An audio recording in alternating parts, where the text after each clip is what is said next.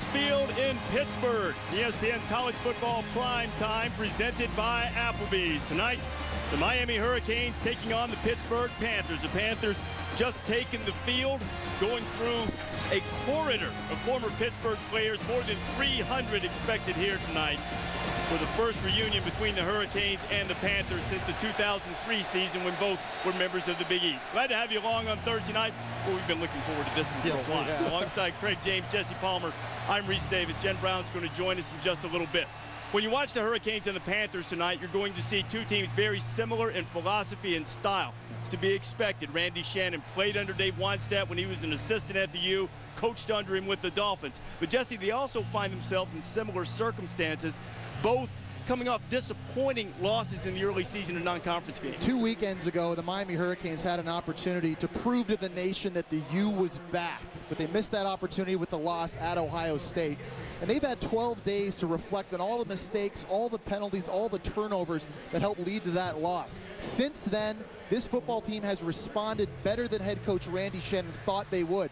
Coach Shannon told us they've had a great 2 weeks of practice. Guys have been flying around. They've even gotten in a couple of fights. Coach Shannon likes that because he thinks that shows this team has gotten its edge back already. They'll have a chance to show that tonight, Craig. Well, for Pitt, you know, they're still stinging from their loss at Utah. And I know they had a victory in between, but they're still wanting to get back on the field. They're wanting to show who they are. I mean, this is a football team many projected would win the Big East. Many thought, like me, they were a top 15 team in the country. They want to prove it. Now, they had very feisty workouts last week. They didn't get in fist fights, but they went after it for 4 days. Yeah. Now it's about execution on the field, emotions, but execution. They call it Pitt on Pitt, and if Pitt's going to get going when they go against Miami, they really need to get Deion Lewis on track.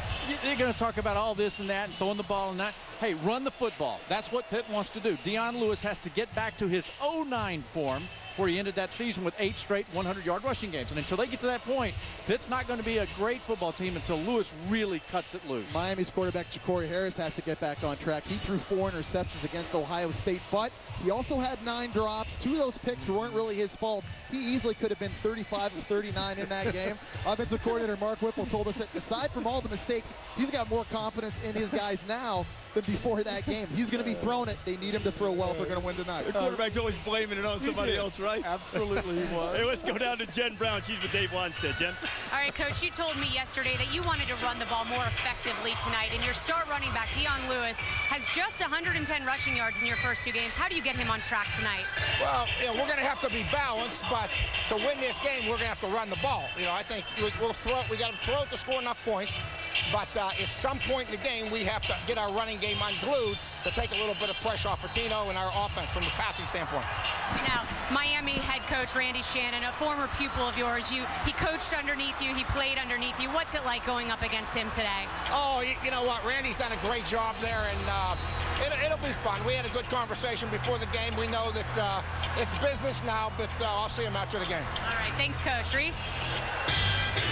All right, Jen, so Randy Shannon and the Hurricanes, they won the toss. They'll receive. Shannon's in his 4th season as the head coach of the Hurricanes. His record just 4 games over 500, but he has been a player or a coach for 3 of Miami's 5 national title teams. He's an excellent defensive mind, as you might expect, being a Wannstedt protege. As you see, Pittsburgh getting it all pumped up on a beautiful night for football here in the Steel City. Couldn't be better. Temperature is still in the 80s. The humidity is very pleasant. Had a baseball game here earlier today for PNC Park. Pirates are playing better. It's a perfect night for sports here in the Steel City, and going to get things started off. Kevin Harper will kick it away to the very dangerous Lamar Miller. He took one back to the house for a touchdown against Ohio State on September 11th. Just about set to go from Pittsburgh.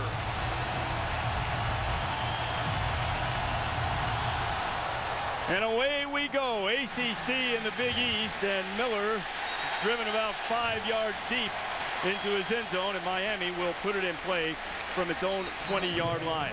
Here is Ja'Cory Harris, threw for over 3,000 yards a year ago. He's the quarterback of the Hurricanes. He also threw 17 interceptions last year, Jesse. Well, and he tied a career high throwing 4 interceptions against Ohio State, but the coaching staff loved his demeanor the last 2 weeks. He's been a leader. He's been his old goofy self joking around. Believe me, there's not another guy in a Hurricanes uniform tonight that's been more anxious for this game. You'll see a pro-style offense from the Hurricanes. And immediately they start with no running backs. On first down, the first pass was aimed at the tight end, Richard Gordon. It's incomplete. What about the impact players when the Hurricanes have the ball? Wide receiver Leonard Hankerson is Ja'Cory Harris's go-to guy. He runs the best routes. He has the best hands on this receiving court. That's saying a lot because there is a lot of talent on the perimeter of the field for the Canes. Well, Damian Berry almost had 100 yards against Ohio State. That would have been the first since 08. The guy can run. There is Damian Berry. His first carry of the night gets up close to the 30-yard line. It'll be third and a little bit less than a yard. Jared Holley on the stop for the Panthers. And you know, when we talk about the similarities of these two teams, up-tempo, you might see a little bit of it, but they bottom line execute, and they like to run the football with the big guys up front. Berry hitting the backfield, stretching and straining toward the 30. The officials coming across close to that yard marker, but Jabal Sheard was there to stop him. He did very, very close to the first down. As yet, they have not moved the chains. Now they will. Jabal Sheard, a defensive end that grew up just outside of Miami, wanted to play for the Canes. Right here, this is a big game for him, making a nice stop. Harris. Completion to his man out of the backfield, and again it's Berry getting the football. The Hurricanes have put together a couple of first downs in their opening drive. You know, sticking to that conversation and the talk about Jabal Sheard, Jabal has to step up. The defense is without their All-American, Greg Romeus, and so that defensive line looking for someone else to fill those shoes. Harris to Travis Benjamin. Benjamin has another Hurricanes first down.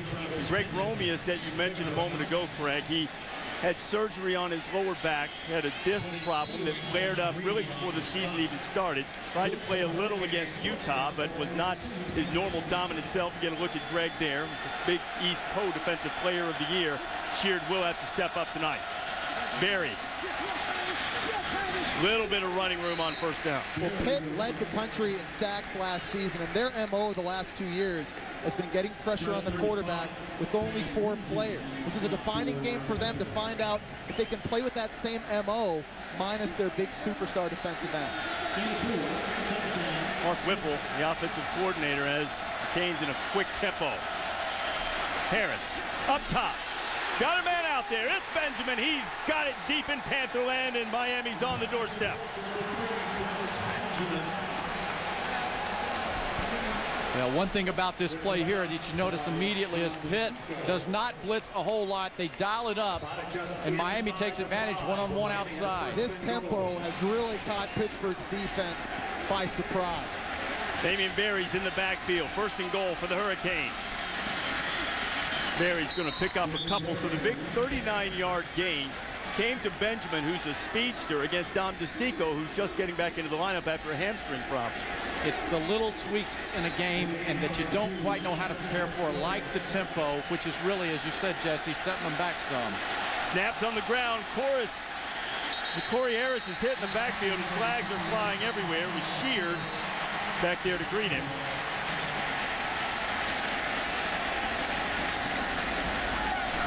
Offside, 38 defense. Half the distance to the goal, second down.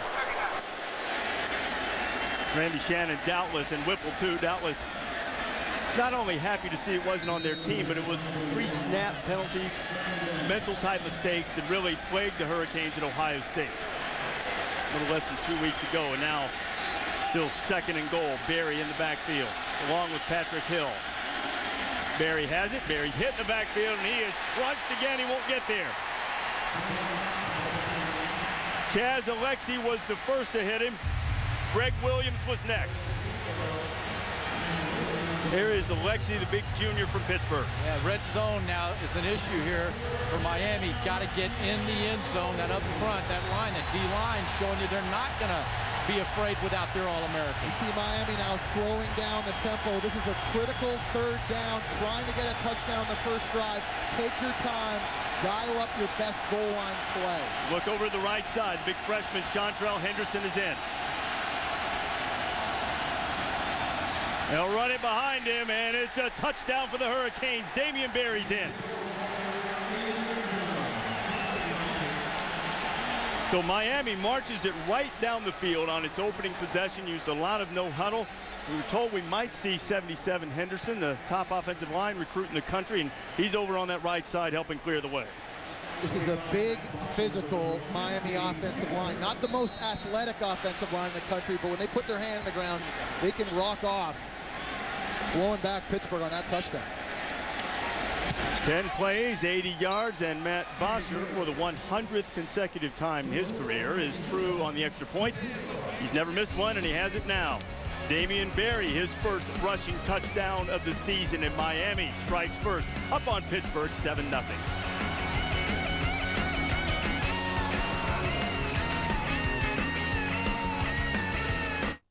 What is performance? The brightest lights over Pittsburgh at Heinz Field, where the Panthers, boasting 9 national championships in their storied history, taking on Miami tonight underneath a harvest moon. Both Craig and I noticed a harvest moon last night, called our wives to let them know about it. I think it was the other way around. So when do those harvest moons come again? It is a spectacular night and a very good start for the Hurricanes. A 10-play, 80-yard drive. They marched it right down the field and stuck a touchdown on the board, going really up-tempo with Mark Whipple, the offensive coordinator. You got to give Miami offensive coordinator Mark Whipple tons of credit. I don't think anybody in this stadium thought they'd come out at that tempo, and certainly it caught Pitt off guard. So Miami prepares to kick it off with a strong leg of Matt Bosher. The Panthers will get it for the first time tonight. Cameron Sadler bringing it out of his end zone. And he's not going to make it to the 10. Now, the Panthers will be guided by first-year starting quarterback Tino Sinceri. He's a legacy here. His dad, a former Panther player. I think Tino Sinceri is under a lot of pressure tonight to get off to a quick start. He's got one of the best running backs behind him in Dion Lewis in the country, but he won't have success running against 8- and 9-man fronts. Well, and that's the key, Dion Lewis. They have to get the running game going to take all the pressure off Sinceri. The team knows it. Miami knows it. It's just a matter of who's going to win in the trenches. Sinceri, first play, will throw it, getting a little heat, and Tino is going to go down with a sack. Miami has excellent pass rushing ends, and Alan Bailey is one of them, and he was there early. What about the impact players from the Panthers? We just mentioned Dion Lewis, almost 1,800 yards on the ground a year ago, but he's averaging under 3 yards per carry this season. They have to loosen up that Miami defense in the box for him to have success. Part of the way you do that is you get the ball out wide, 82, John Baldwin. This guy's had 15 catches of over 40 yards in his career. And on defense, Sean Spence, a dynamic player, started his career 2 years ago. The freshman All-America, had a career-high 11 tackles against Ohio State. On second down, Lewis finding his way through the hole and getting across the 10-yard line before Spence, the aforementioned linebacker, brings him down. Dion Lewis hasn't hit his stride yet this season, in my opinion, watching tape, because a little of it has to do with his impatience. He's been really trying to push it. Watch the little stutter right here. You see that? That he hasn't been doing, fellas. We talked about that in film study yesterday. That little wait, pause, then go.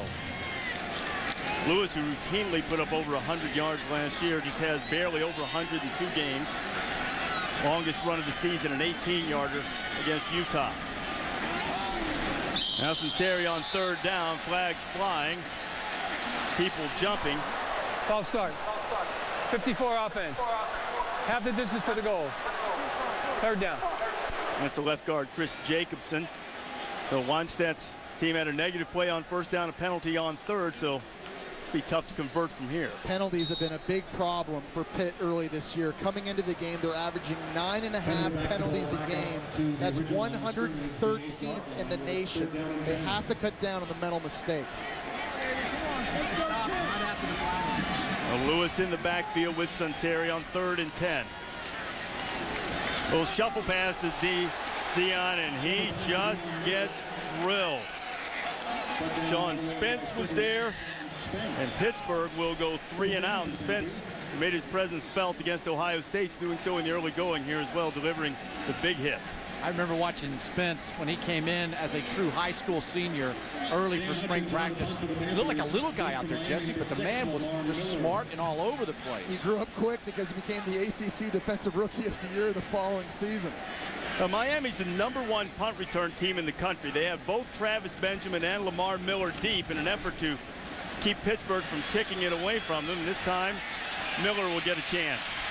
And he goes absolutely nowhere. Excellent coverage on special teams by Buddy Jackson.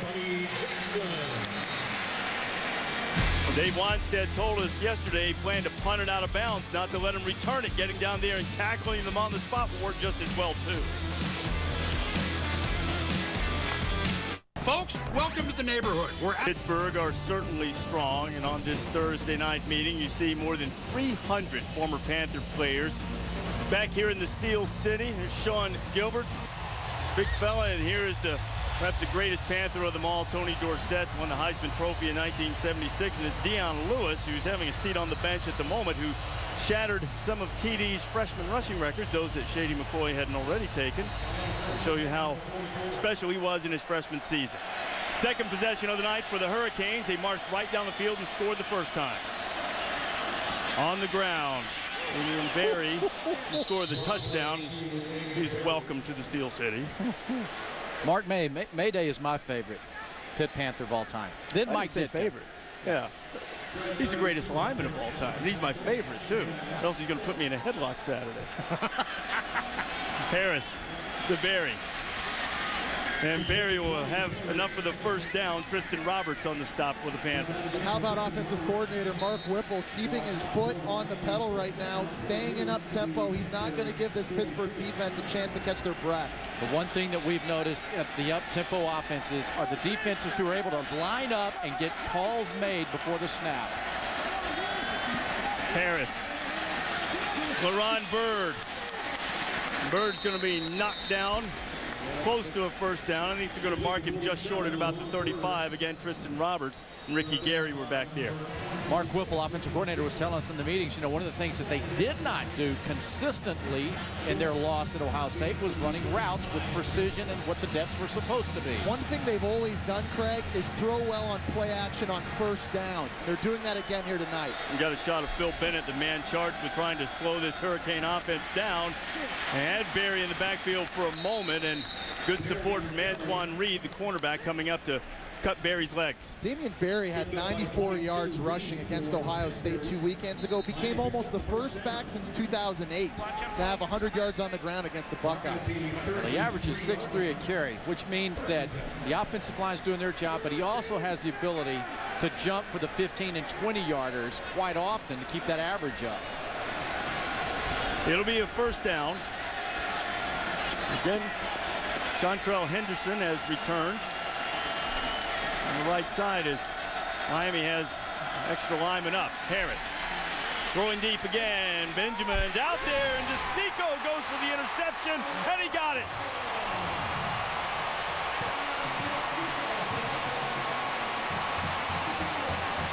DeSico with his first interception of the year.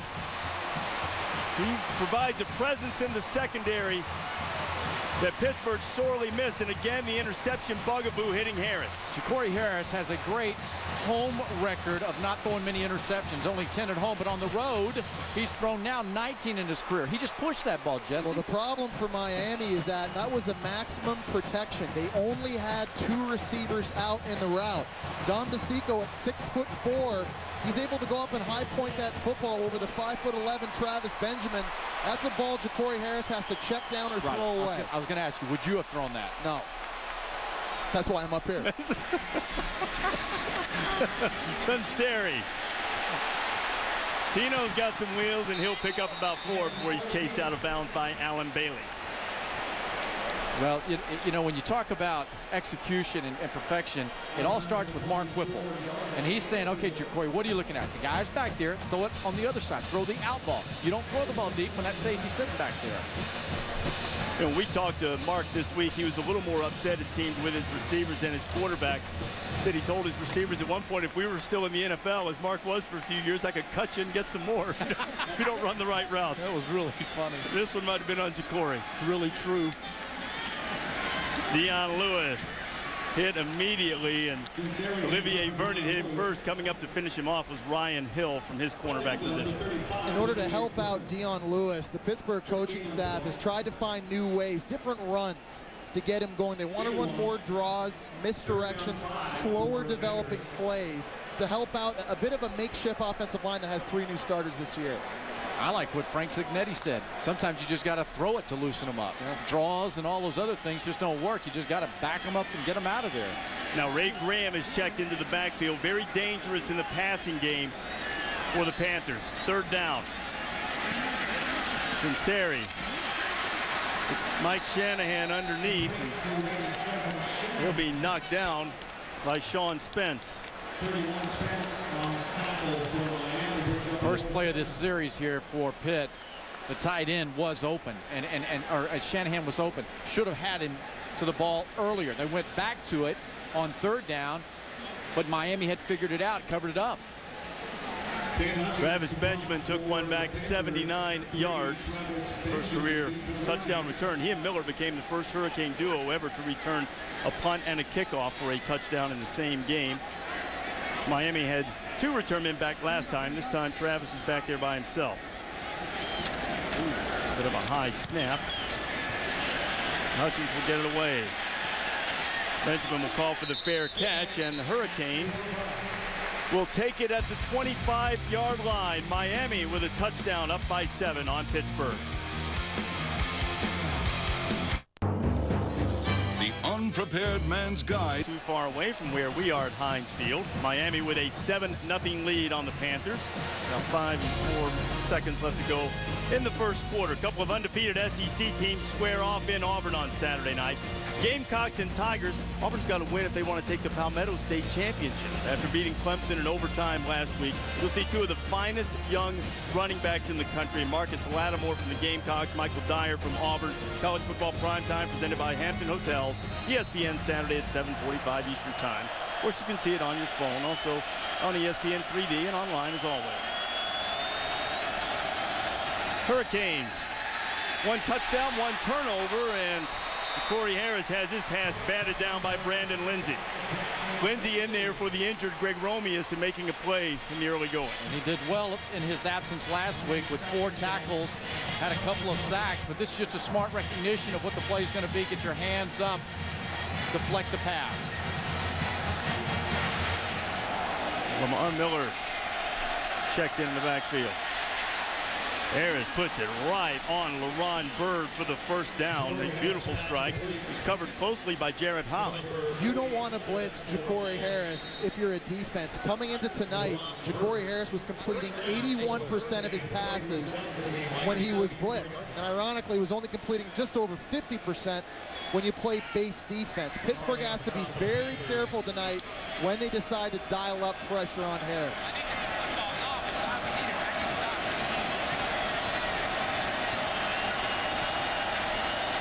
Here is Harris. No blitz coming. Throws it again. Looking for Bird, and he has him again, and those 2 have been on the same wavelength early. Ja'Cory Harris has been on the same wavelength as Mark Whipple. And when Whipple came to this offense and this team, he brought 20 years of experience with offenses. He had NFL background. He knows what Ja'Cory can handle, and he puts it in as he can. The more he grasps, put in more.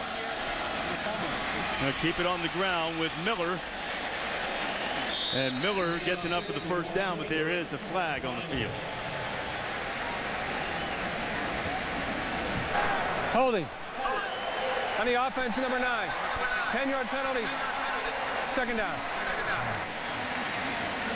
With Chase Ford, junior college transfer tight end that Hurricanes very high on.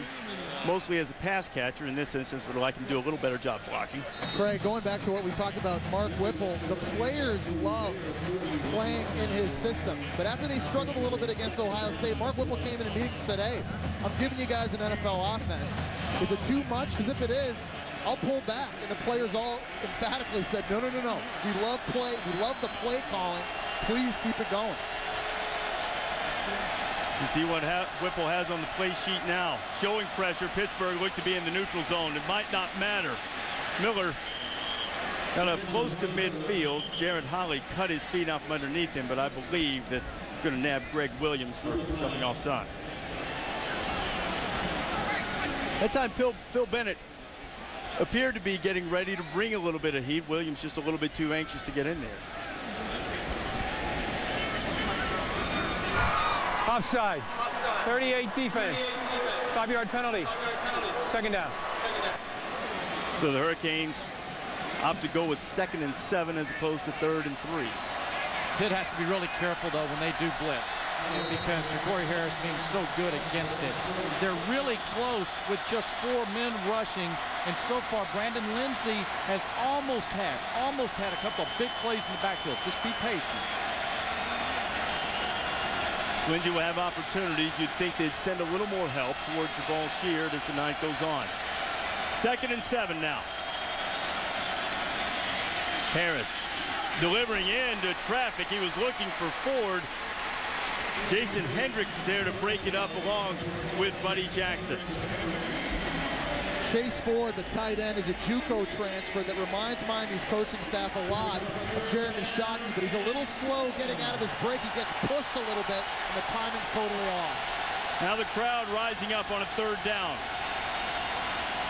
Hurricanes again looking for Bird, and that has become a security blanket, but I believe they're going to say that LeRon didn't come down in bounds. Antoine Reed was on the coverage, and the Panther defense gets a stop on 3rd down. Bill Bennett dials up a little pressure, brings 5, and it's good individual coverage on the outside, but you see the accuracy and the timing. Really nice job there. Just not quite able to come down with it. So give Antoine Reed credit for just out competing LeRon Bird to get his hand in there, break that up. Now Pitt with a chance to get the ball back. Washer will kick it away. Sadler coming up, and now he's going to clear everybody away from it. Takes a really nice Miami bounce inside the Pittsburgh 10.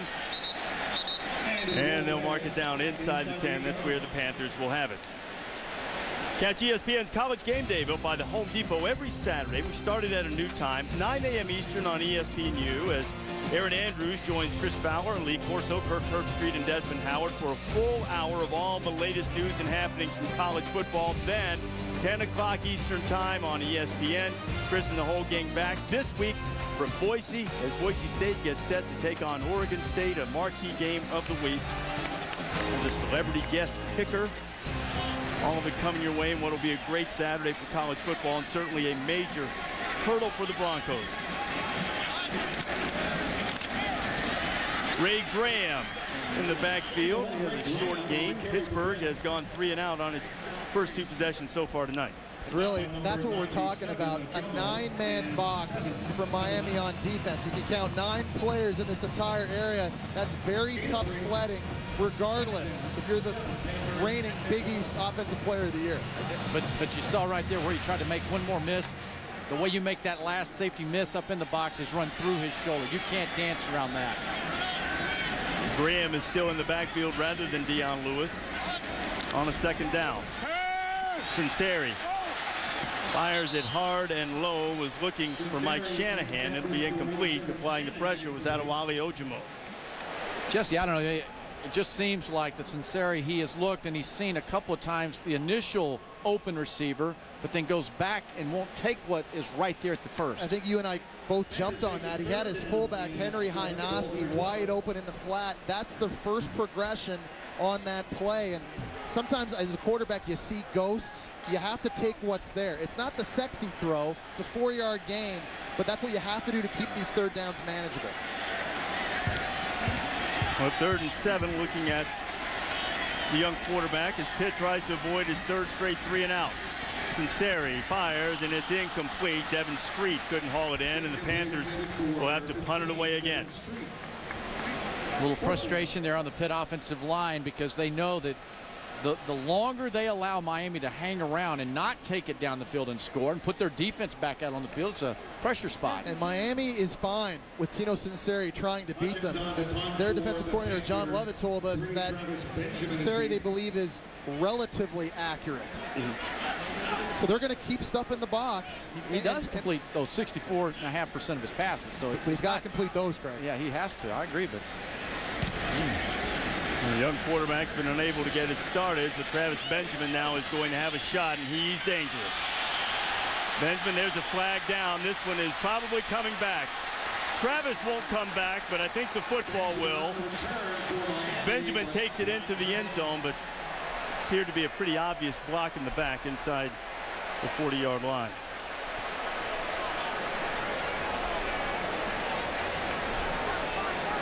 You see the officials getting together.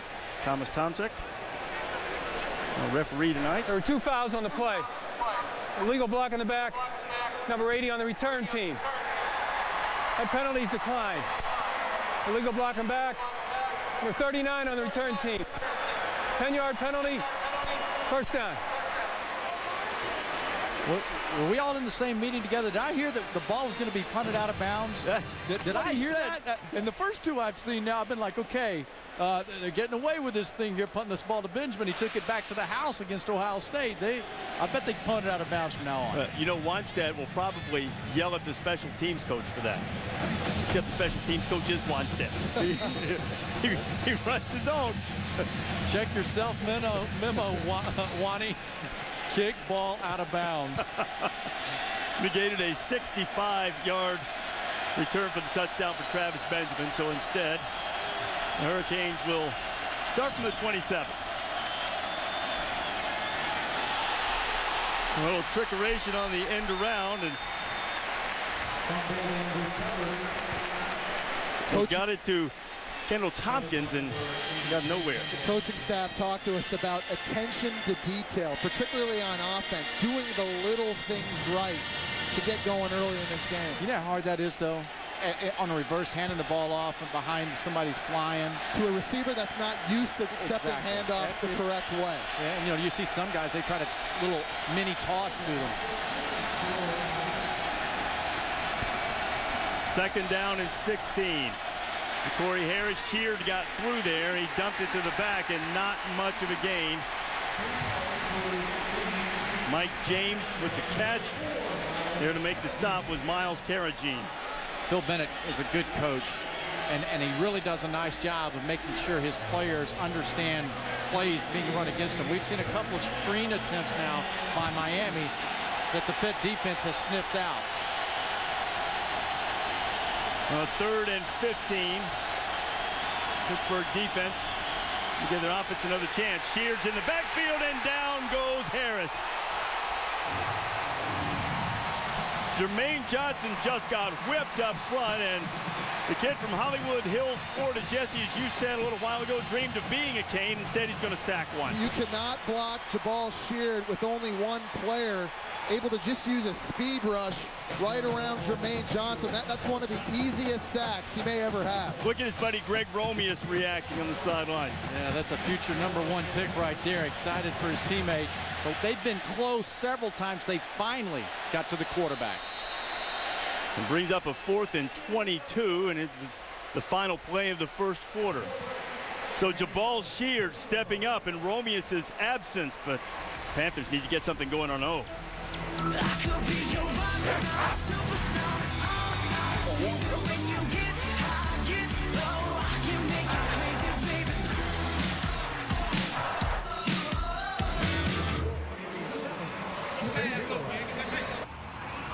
The chase for the NASCAR Sprint Cup at Dover, Sunday at 1 Eastern on ESPN.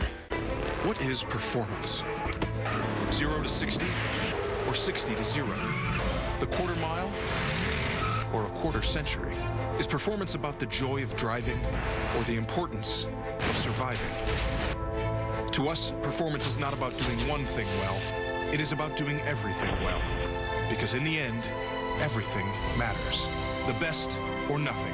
That is what drives us. See your authorized Mercedes-Benz dealer for exceptional offers on the C-Class.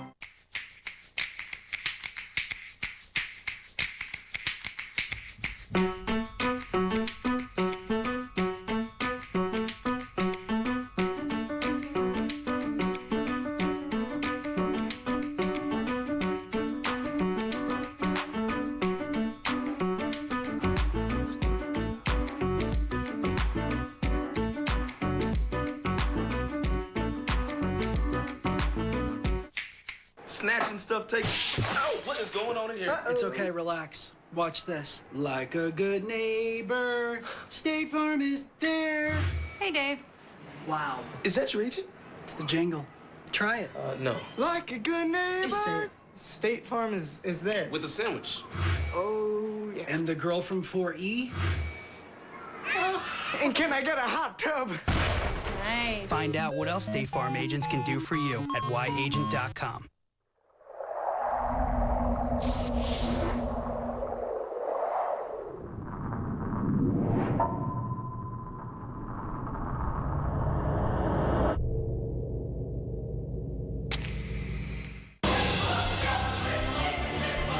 got good luck, everybody's got bad luck. Don't run when you lose. Don't whine when it hurts. Nobody likes a crybaby. Wall Street, money never sleeps. Rated PG-13. Welcome to the 2010 Capital One Mascot Video Challenge. What do you get when you have mascots and a video camera? See for yourself.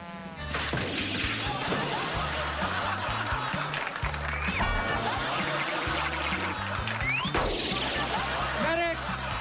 To see more videos and vote for the Capital One Mascot of the Year, visit CapitalOneBowl.com.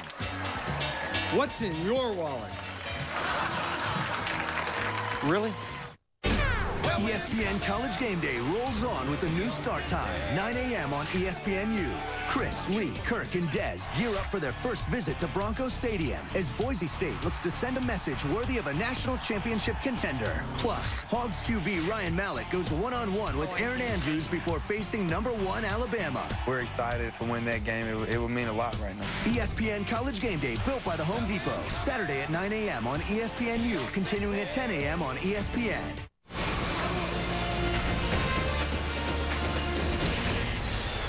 College football prime time here in Pittsburgh tonight. Just about set to start the second quarter. Miami took its opening drive, went right down the field and scored. 10 plays, 80 yards. Since then, defense has ruled the day for both teams. Pittsburgh has been unable to move. Hurricanes about to punt it away. Looking at a 4th and 22. Cameron Sadler deep to receive for Pittsburgh.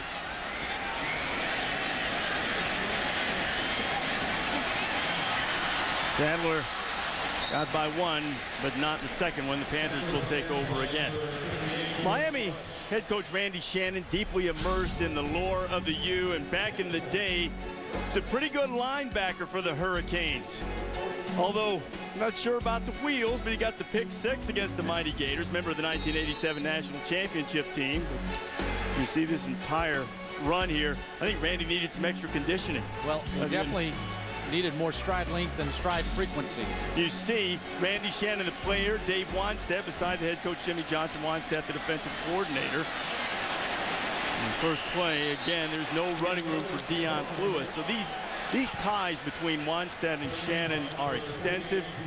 When Dave was the head coach of the Dolphins, Randy Shannon worked as an assistant under him. He highly recommended him for the Miami job, and after Shannon became the head coach, came here to Pittsburgh to spend some time with Wannstedt to talk to him about organization and compliance and hiring guys and things that you don't experience as an assistant coach usually. 27 years they've known each other. They've kept that friendship very strong. Second down and 13. Tino Sinceri getting heat, and Sinceri just gets rid of it. Adewale Ojomo again. This Miami team leads the nation in tackles for loss. They already have 3, and they're second in sacks. And you know what? Right now, Frank Cignetti, the coordinator, is trying to figure out how he can get Tino Sinceri active, right, Jesse? Because until they do that, there will be no ground game. You know who's active is Miami's front 4. They're showing you all that speed, all that athleticism, the stunts, the games. They're going to find mismatches because the interior of Pittsburgh offensive line is the weak spot. Yeah, you know, big guys outside. John Baldwin, show up. Get him the ball. Again, Sinceri feeling the pressure. He'll run out of there. Tino gets close to the 50, but he'll be short of the first down. Colin McCarthy tripped him up. Watching Baldwin in that route, they had a bracket on him. They're trying to cover him up, but at some point you got to shake and you got to move and get open. Craig, you said it. He's got to be big in this football game. A lot of people believe Jonathan Baldwin is a first-round pick in this year's NFL draft. But Miami's got their eyes on him. He's a long strider. He's got great top-end speed, but they're going to try to jam him at the line of scrimmage and be physical, not allow him to get going and rumbling down the field. Is punt going out of bounds?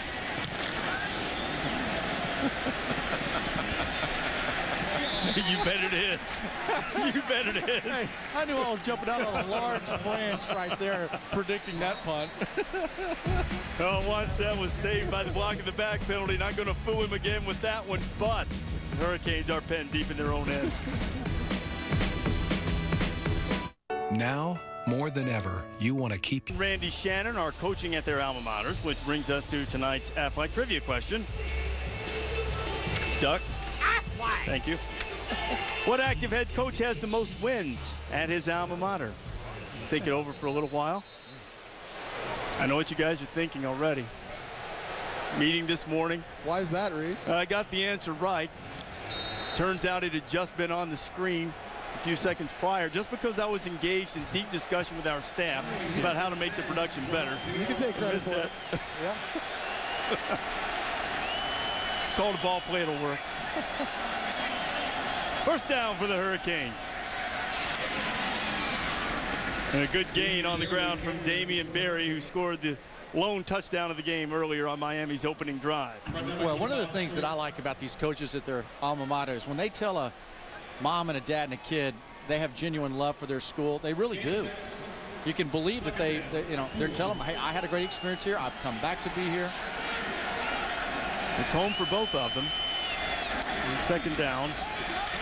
Berry will get the carry again, and the Hurricanes will be looking at a third down. Miami likes to play with 3 tackles. Here's an unbalanced look. These players down here, both tackles for Miami, it gives them more strength, more power, more weight at the point of attack to run in the power game. And third down and 4. The Hurricanes 2 of 4 on third down tonight. Corey Harris has his tight end for the first down. Good grab by Richard Gordon. They'll move the chain. Jared Holley knocks him down. What a great example of what coaches call many times throw him open. This ball's in the air right now, and he threw him right where the receiver needed to go. He took Gordon to the open spot. Well, Harris, who started 5 of 6, had just hit 3 of his previous 7 with a pick until that third down conversion. On the inside, Benjamin trying to shake a tackler, and he can't do it. Ricky Gary puts him on the ground. Does it seem like to you guys that Pitt's defensive line's doing their job, but the back seven's not? They're not matching up? Well, I think Miami has a lot of skill, a lot of speed outside, a lot of mismatch problems for them to cover. But Corey Harris, he looks to me like he's in good rhythm so far in this game. He has yet to complete a pass to Hankerson. Right on cue, baby. Leonard Hankerson with a catch. Another example, though. I mean, you've got the front four putting the pressure quick. Harris gets rid of it quick to a really open receiver. And Harris is a rhythm guy, it seems. And when Whipple, we saw him a couple of years ago at Florida State, really got into a nice rhythm. He can be deadly accurate when so. Sheard putting on the pressure. Directing traffic and throwing and looking for Aldarius Johnson. It'll be incomplete. Ricky Gary was on the coverage. To your point, Reese, Randy Shannon told us last year that when his quarterback, Corey Harris, is on rhythm, he's unbelievable. I mean, he can make all the throws, and here's an unbelievable throw that looks to me like that's a completion. It looked like the toe came down before the knee. We're going to want to take a look at that. He put that the only place Aldarius Johnson could have come down with that. It looked like the toe came down inbound, guys, like you said, before the knee. A timely review for the defensive line at Pitt. Hands on hips. That toe's that's down. Going to be a catch. Yeah, that's a good catch. That's a catch, and he finished it too, as you have to do when you go out of bounds. The ball can't come loose. It did not appear to.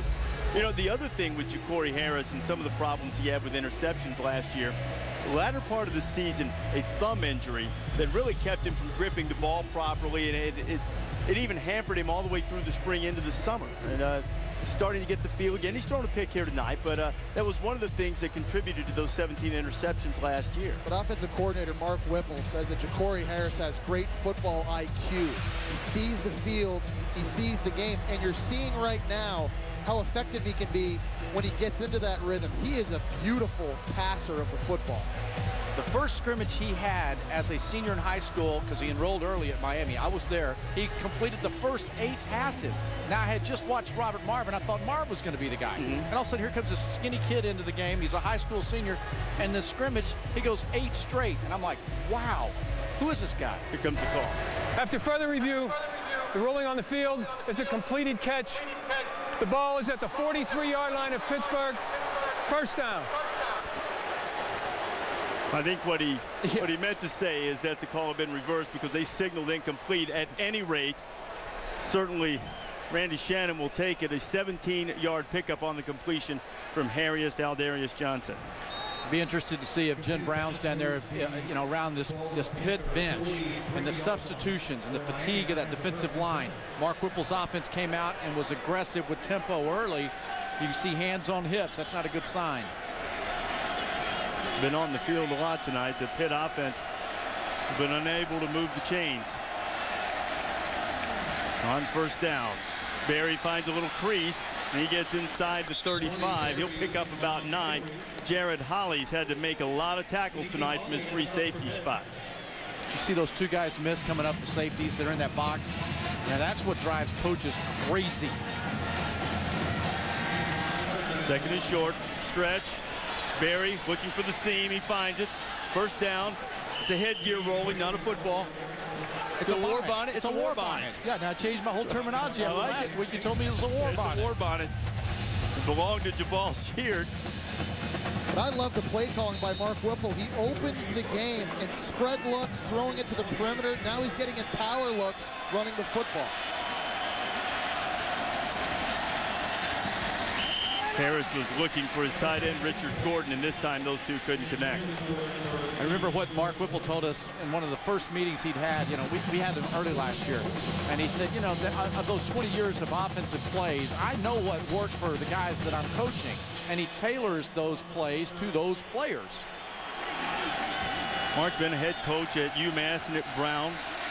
98 national championship with UMass when the division was called 1AA. Spent some time with the Steelers and the Eagles in the NFL. Vast offensive experience being put to good use on this drive by the Hurricanes. The flags are flying. False start. 61 offense. 5-yard penalty. Second down. Joel Figueroa, the senior from Miami, called for the false start.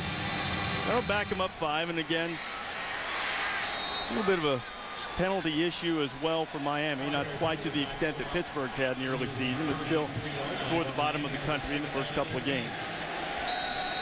Talking about the lack of depth that you have, you see on the field there, T.J. Clemens, number 90. That's a true freshman, so they're starting to move guys in, trying to give a little break to that defensive line. Miami scored once. Canes on the move again. We'll see how they finish it when you come back. This is Dr. Love. And this is Dr. Pepper Cherry. It's got a little kiss of cherry flavor. You want cherry? How about a little kiss?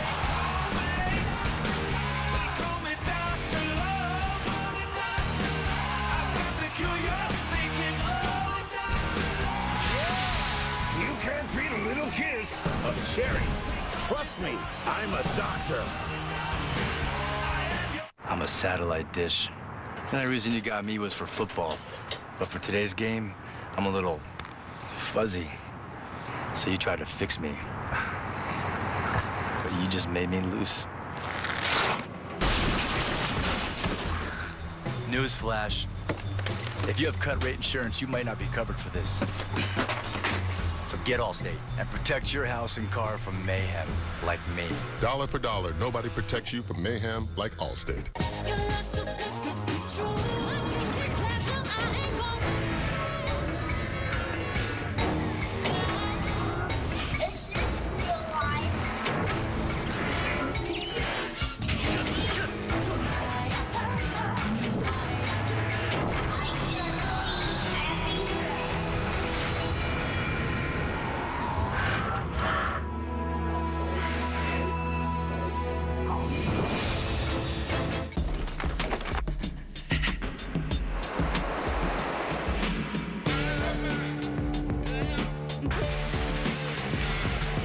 Like a blast of hydration to your face.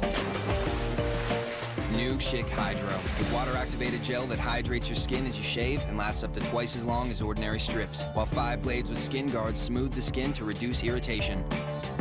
It's the best shave for your skin. The new Schick Hydro. Free your skin. John John Saunders back in the studio. Time for SportsCenter right now. Sources with knowledge of the Golden State Warriors say the club's new owners are thinking of firing Don Nelson. He became the winningest coach in league history last year. They want to replace him with Keith Smart. And in Toronto's game against Seattle, Jose Bautista hit his 50th home run, becoming the first player to hit 50 home runs since 2007. Same game, Ichiro got his 200th hit for the 10th straight year. First player to do that. Reese. All right, John, boy, can you imagine how many hits Ichiro would have had if he played his entire professional career in the States? I mean, he had a lot of hits in Japan, obviously, too, but what a remarkable player for a full decade in Seattle. Miami, after the false start penalty on Figueroa, backed up 5. They're in Pittsburgh territory, looking at a 2nd and 15. Reese Davis, Craig James, Jesse Palmer, and Jen Brown. Glad to have you with us from Pittsburgh. Ja'Cory Harris. A lot of time. Now Ja'Cory, who's not naturally inclined to run, stays in the pocket for a long time and ends up cutting his losses after Sheard put some heat on him. Miami's going to have to figure out that they cannot block Jabal Sheard with only one player. Orlando Franklin, their left tackle, again gets beat out. And look at Sheard pursuing the play.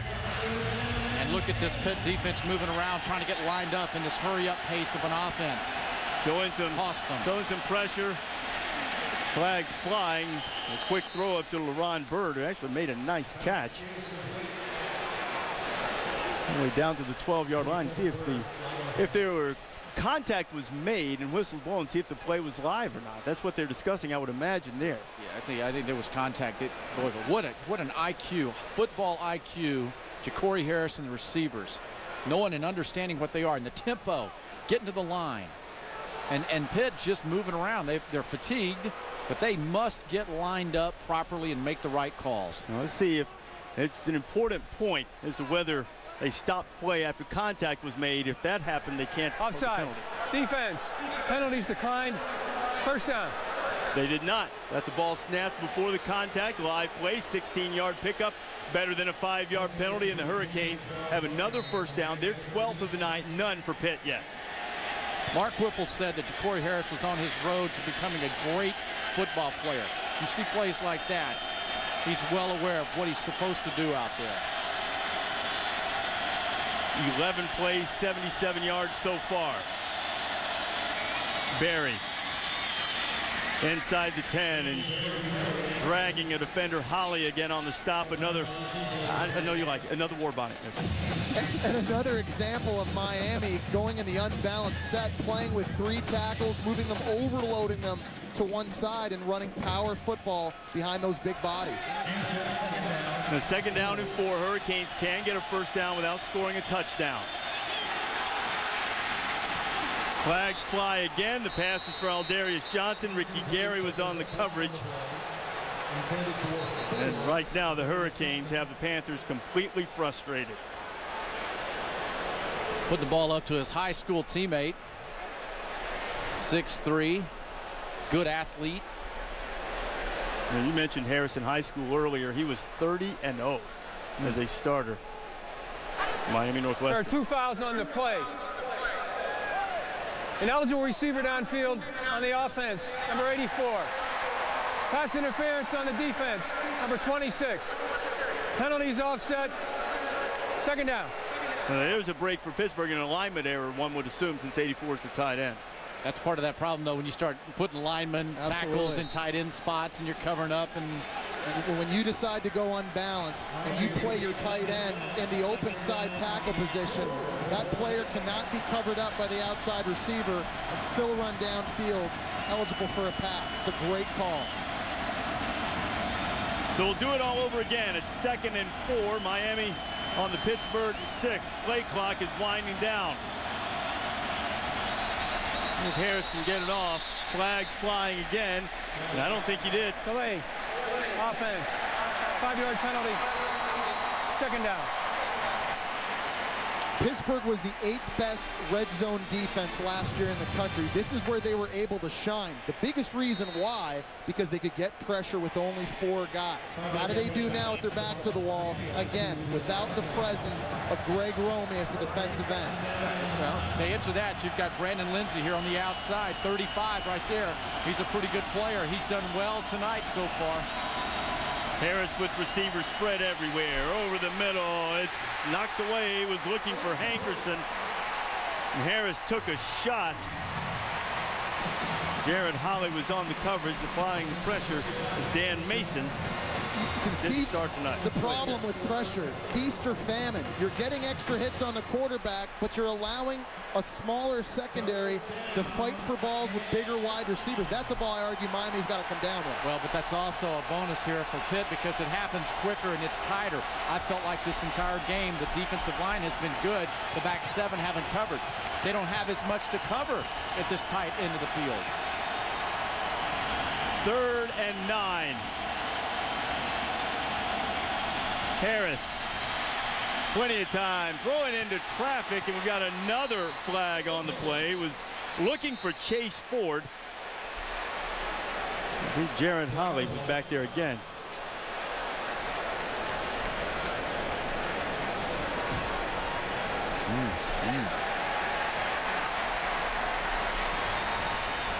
Miami, 3-snap problem. Legal shift on the offense. Penalties decline. 4th down. So a pretty good stand by the Pittsburgh defense to force a field goal attempt here. Very smart. They rush 3, drop 8. A lot of bodies back there covering up. At some point, Ja'Cory Harris might want to take off. A little yardage with the feet. Matt Bosher is almost automatic from this distance. 28 yards. He gets great initial height on his kicks. In his career, 25 of 27 from inside the 40.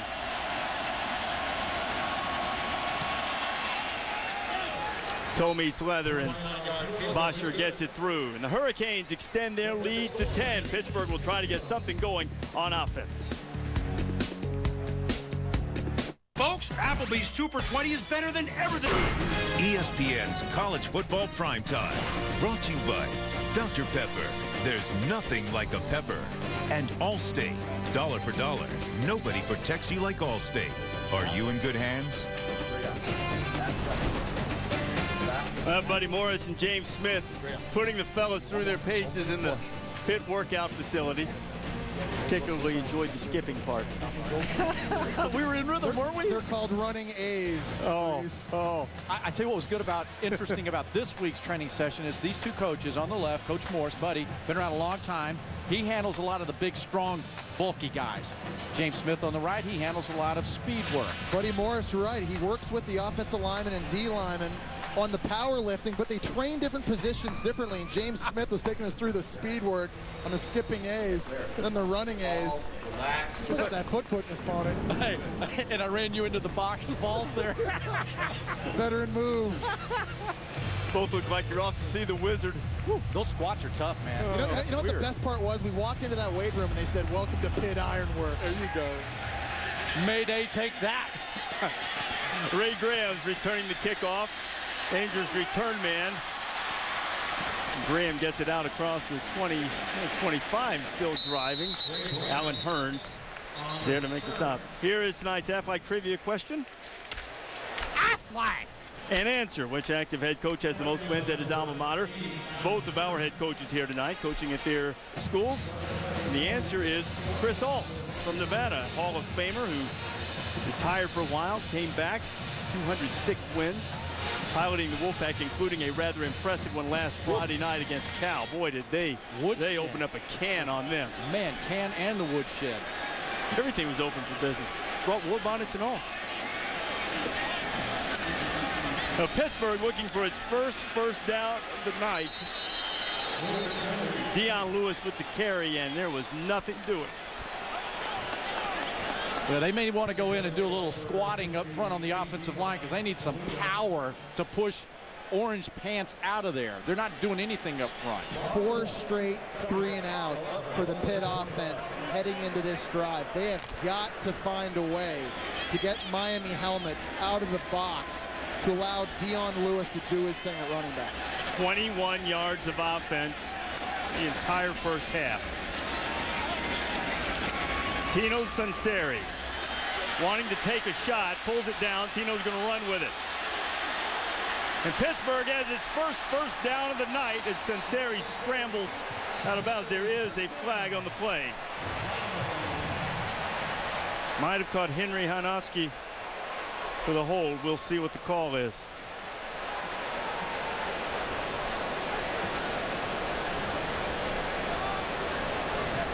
Miami coaches exhorting that defense has been good. Holding. 27 offense. 10-yard penalty. Second down. And it was on Hinoski, the fullback that the coaches rave about. He does a lot of the dirty work for Pittsburgh, despite the fact that in high school he rushed for over 7,000 yards. But good receiver, does a little bit of everything, but that time perhaps got caught with a little bit too much cloth. Penalties, again, really have been the nemesis for Pitt early this season. That was a great play by Tino Sunseri. It looked like he wanted to go deep downfield to his big play receiver, Jonathan Baldwin. It wasn't there, so really smartly decided to tuck the football, go get it himself. But now a penalty sends him back. Well, Tino's going to have to hurry. He's going to get a delay penalty. Gets it off. Sunseri, Hinoski, they try to get right to him, and Henry can't hold on to it. And so far it's been that kind of first half for the Panthers. Jen Brown's down there with more on the Panther ills. Jen? Thanks, Trace. Well, Craig, you mentioned earlier about this O-line getting frustrated and not being able to move the ball. And offensive line coach Tony Wise is anything but frustrated. He's getting these guys together. He's encouraging them when they're coming off the field. Even some of the Pitt players, the former Pitt players that are here on the sidelines, are coming by trying to get this offensive line pumped up. And, you know, they're trying to put something together here. It's going to be interesting to see if they can pull it off in this drive here. Well, Tony Wise is one of the best to ever coach offensive lines in the country, in the NFL and college. So if anybody can do it, he can. On third down, Sunseri fires too high for Baldwin. And Pittsburgh wants to bring out the punter again. So it's been a frustrating first half for the youngster from Central Catholic here in Pittsburgh. Sunseri as a senior in high school, led his team to a 16-0 start, and they're very high on him. He's been unable to get the offense cranked up so far tonight for the Panthers. Miami's one step ahead. They load the box. They force Pitt into third and long situations, play big zone defenses. There's no open windows to throw the football. Dan Hutchins will punt it away to Travis Benjamin, the nation's leading punt returner in the early going of the season. And Travis not going to have a chance. This time they even farther out of bounds just to make sure. Just let's see if we can figure out here watching what's going on, and you're going to see Baldwin, and that is their guy. You know, again, 15 catches in his career, over 40 yards, so he's big time. So he's out here. Let's see what happens, and the number of jerseys in white in the secondary as they try to push him along the way. See that? I mean, there are a lot of folks that are around Baldwin. With good cause. I mean, at 6'5", he's a big target deep downfield. Frank Signetti, the offensive coordinator, talks about throwing the ball firm with an arc and throw over top of defenders, but there was nowhere to throw that football because of the great coverage. So Miami with a 10-0 lead. Lamar Miller in the backfield with Ja'Cory Harris. Now Ja'Cory's going to take a shot. Benjamin's out there, and that ball, what a spectacular interception by Jared Holley. Holley's been all over the field making tackles tonight, and he went up and got it for Harris's second interception thrown tonight. This is the second time tonight Ja'Cory Harris has thrown an interception on a two-man route. He's got Travis Benjamin, Aldarius Johnson running out-breaking routes, but severely underthrows the football. Woo-hoo, sing me a song, Buddy Holly, because that was a great athletic play. Now the ball, if it had been thrown more to the sidelines, maybe the Miami receiver has a chance to go for it. But again, why push the ball? You get it back midfield, why force it? I don't mind the throw in terms of the decision, but I do mind the throw. Ray Graham, the Panthers look for some kind of spark on offense. And the other sophomore running back gets it out close to the 35. Sean Spence and Ray Armstrong on the stop. On the road in his career now, he's thrown 20 interceptions. He just whatever it is. He's only 58% completion rate on the road. At home, he's only thrown 10 interceptions, and he completes 64%. You know, maybe they just need to settle him down when he's on the road. Still Ray Graham in the backfield. Graham a little crease. I think Graham may have a first down for the first time tonight, and it's going to bring the Panther faithful to their feet. You see where the drives have started. They haven't had the greatest field position, but they haven't done anything regardless of where they've started. Ray Graham, the backup running back, is a nice change of pace. He's not as powerful as Dion Lewis, but he maybe has a little bit more shake to escape some of these tackles, and it's looking like it's working early. So after their first down of the night, Graham's going to get it again. Flag around in the holding zone quickly. Ryan Hill makes the stop, and that flag came out of the officials' parket in a heartbeat. There's no foul for a chop block on the play. Second down. Now remember, for a chop block, one player has to be engaged high or low, and the other one has to come in. So the officials, if they made a mistake, rightly picked it up. At the same time, right? For it to be an illegal block. But this gives you an idea of what Tony Wise, the offensive line coach, look at the reach. The right guard lets go of it. 52 is right there to make his block. It's not. That's a good job of picking the flag up by the officials. Lucas Nix did not engage him at the same time. So a good pickup on first down of 6, and Graham has it again. Graham is close to the first down. He'd be about a yard short. Even on that little run right there, did you see Graham's ability to make the first defender miss? Yeah. Miami once again had hats in the backfield, but that's a big win. I mean, this 3rd and 1, so much more manageable. Well, but Dave Wanstead said that for Graham, he does make you miss, whereas Lewis breaks tackles, but it's hard to break tackles when you can't get your motor going. So a 3rd and 1. Panthers trying to pick up their second first down of the night. A lot of Hurricanes up in the box. Graham straining forward. I believe he's going to have the first down. This week on ABC Saturday Night Football, number 3 Boise State trying to make another statement against a team from a BCS automatic qualifying conference. It'll be Quiz Rogers and the Beavers of Oregon State coming into the blue turf, 8 o'clock on ABC. Saturday Night Football presented by Southwest Airlines on ABC. College game day out there. Oregon State has practiced on blue turf of its own after painting some of their practice fields.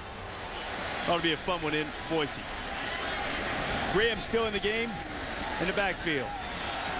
Now Greg Cross coming on the end around, and Cross is going to lose a bundle. Cross, a wide receiver who at one time in his Pittsburgh career was a quarterback, which is if he wanted to throw the football and he never had a chance. This is why the Miami Hurricanes lead the nation in tackles for loss. Watch both linebackers, Colin McCarthy, Sean Spence, just run downhill at the snap. They don't get fooled by all the eye candy. They, as Chris Spielman says, see ball, get ball. Well, I tell you what, Frank Cignetti, the offensive coordinator, would probably like to have that one back. You get 2 first downs in a row without doing hokey pokey, and then you come out and it doesn't work. And that defense has been in the backfield most of the night, so they're going to be back there for the reverses. Miami showing some pressure. McCarthy trying to get in there. The slant. Graham's got it. Ray Graham into Miami territory and still on his feet. He's got the first down. Best play of the night on offense for the Panthers.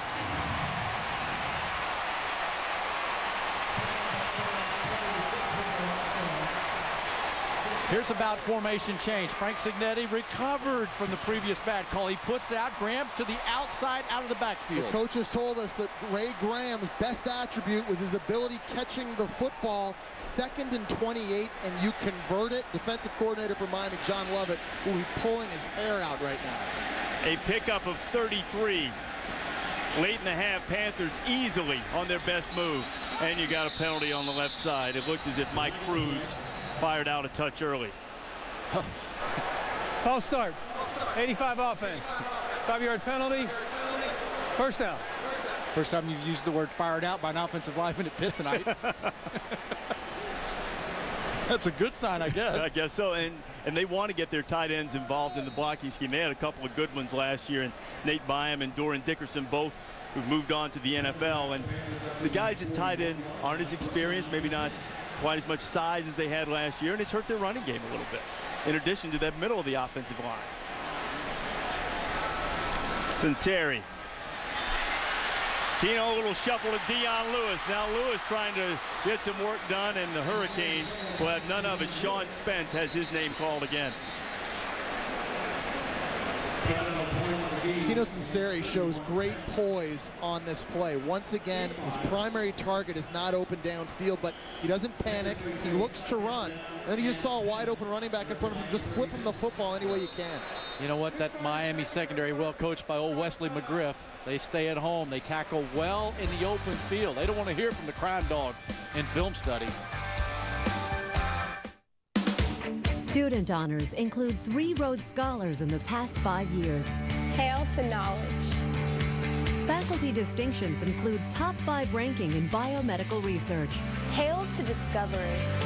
Consistently ranked overall as one of America's strongest public research universities. Hail to excellence. Recognized as a home to happy students. Hail to Pitt.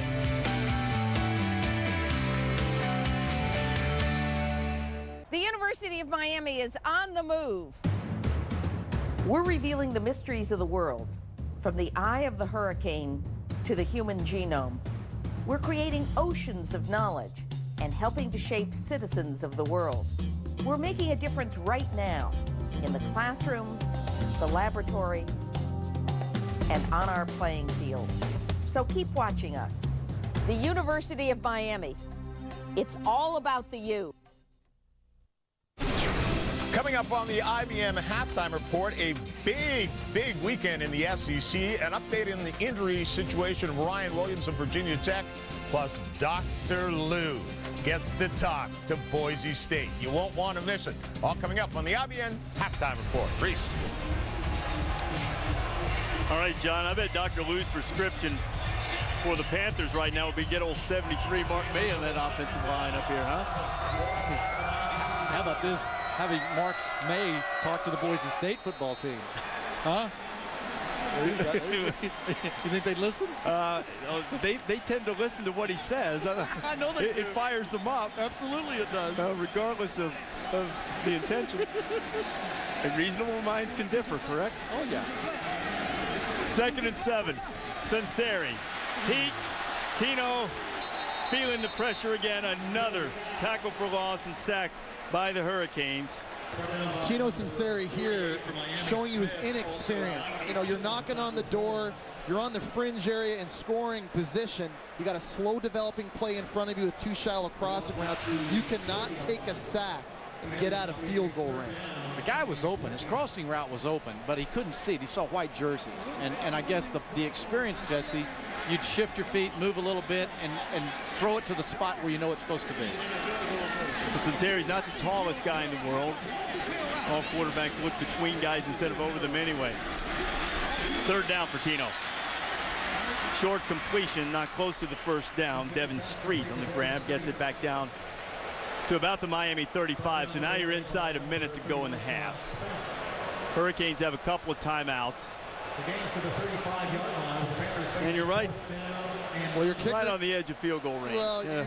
Stretching it a little. Kevin Harper, the kicker for Pitt, his long for the year is only 37 yards. So he hasn't really been, you don't know from this distance. All of a sudden thinking about a 52-yard field goal. Having said that, you need points going in at halftime to try to get some of this momentum back, Craig. Good cat and mouse. Still winding here, right, too. Good cat and mouse with the clock, right? Yeah. He's right now. Wani's saying, okay, pupil, you're going to have to waste one of your timeouts because I'm going to eat this clock up and not leave you as much over there. If you want it, it looks as if Shannon's going to be content to let him do it. And there is the kicker, Dan Hutchins, senior from Williamsport.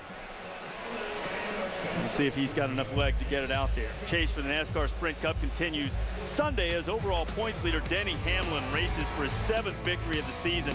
Boy, Clint Boyer, last week's winner, docked 150 points. His car didn't pass that later inspection.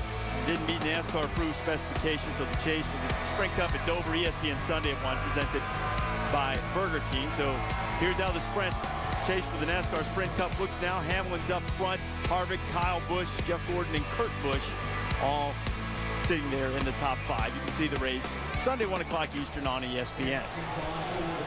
I don't ever understand. I mean, how do you think you're going to get by an inspection, right, in that business? They're going to look and see. Well, they probably thought they had it right or close enough. All right, for his career, Dan Hutchins is 0 for 1 from outside the 50. This a 52-yarder, his longest in his career, 45-yarder. This a notorious, difficult stadium in which to kick, and he had the distance on it, but not quite the accuracy. So Pittsburgh's best drive of the night comes up with nothing.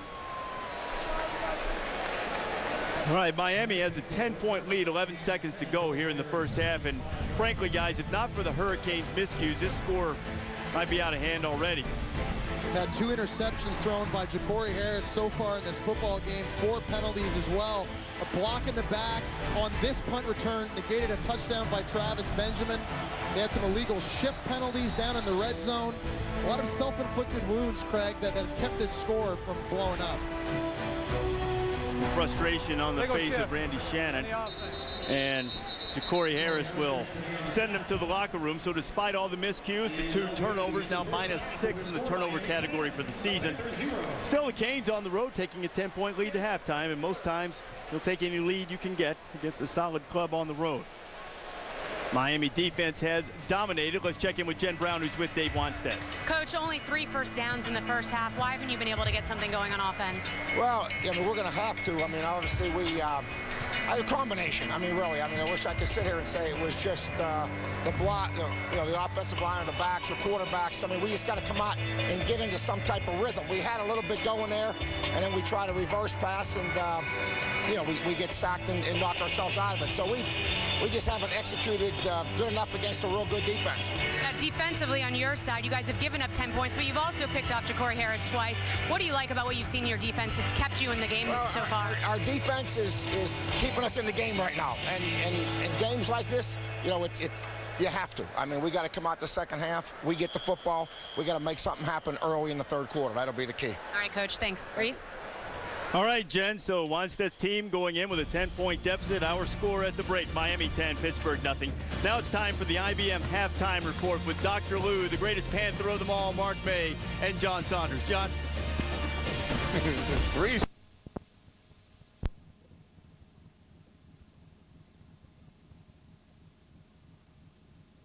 The U on top of Pittsburgh 10-0, just about ready to start the third quarter here at Heinz Field. Reese Davis, Craig James, Jesse Palmer, and Jen Brown. Glad to have you with us on Thursday night. You know, guys, I guess when you have 3 first downs and Dion Lewis has 6 yards, there's plenty of room for coaching adjustments brought to you by Home Depot or anybody else. And your 26 snaps and 76 total yards as a team, I think you take your shopping cart back into Home Depot and buy some new tools. But this is a game where you've had total domination by Miami's front 7.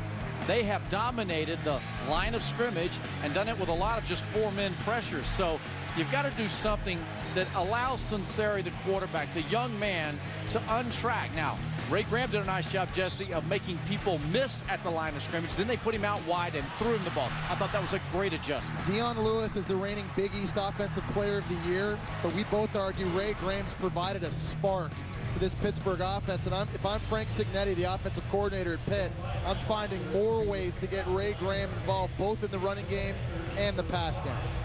And Dave Wanstead, I saw a few moments ago, was talking to Tino Sunseri, trying to inspire him to get something going. 76 yards of offense in the first half, a mere 3 first downs, 33 of those yards coming on 1 pass play from Sunseri to Ray Graham. But it's a new half. Pittsburgh's still in it, and the Panthers will get the ball first. Exactly. It's 10-0.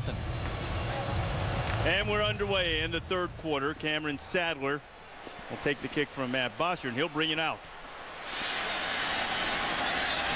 Sadler had a little bit of a crease, but could not keep his feet. Let's check in down on the sidelines with Jen Brown. Thanks. I talked to Coach Shannon coming out of the half. I asked him about his offense and what he wants to improve upon. He says they can't keep on having these turnovers. Ja'Cory Harris with 2 that he was referencing. On defense, he says he's happy with what they're doing, but he just wants to hope that they can keep on coming out here and that they're not going to shut it down here in the second half. Keep on going strong, guys.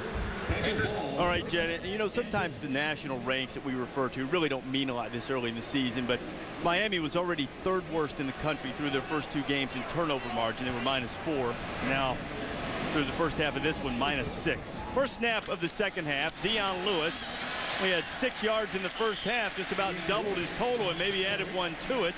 Colin McCarthy and Alan Bailey on the stop for the Canes. In the second half, if you're Pittsburgh on offense, 2 things. 1, no more slow developing plays in the passing game. Craig, you mentioned it earlier. Miami's too fast, too physical, too active up front. 2, get Jonathan Baldwin the football at wide receiver somehow. He had over 1,100 yards last year. Lewis will get it again. It looked a little bit more like the first half, and the Panthers will be looking at a 3rd down play, something they were not very good at in the first half, just 1 out of 7. You allude to that, and that it looked like the first half. That's a lot of dancing before you get to the line of scrimmage. Now, one thing that Lewis has said he wanted to work on was breaking tackles, yards after contact, but he can't even get to the line of scrimmage. Well, an offensive coordinator, Frank Cignetti, has said he'd like his running back to be more decisive. He'd like him to put his foot in the ground, see the cut, see the hole, and go hit it. Here's Cignetti with Ray Graham replacing Lewis.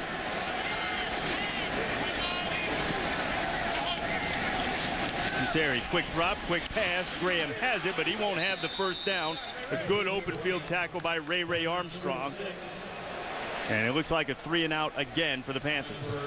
Miami defensively challenging Pittsburgh's offense, particularly their skill position players on the perimeter of the field. Bump and run across the board, just daring them to try to be physical and come off the ball. You see how well coached they are, though. That position change, formation change, Graham in motion. They don't fall for it. They stayed at home, made the play. Dan Hutchins is going to punt it away. Travis Benjamin, who took one back in the first half to have it negated by a penalty, and Pittsburgh's going to stay away from him. Here's a flag. Down just outside the 25-yard line. We'll see what that's about.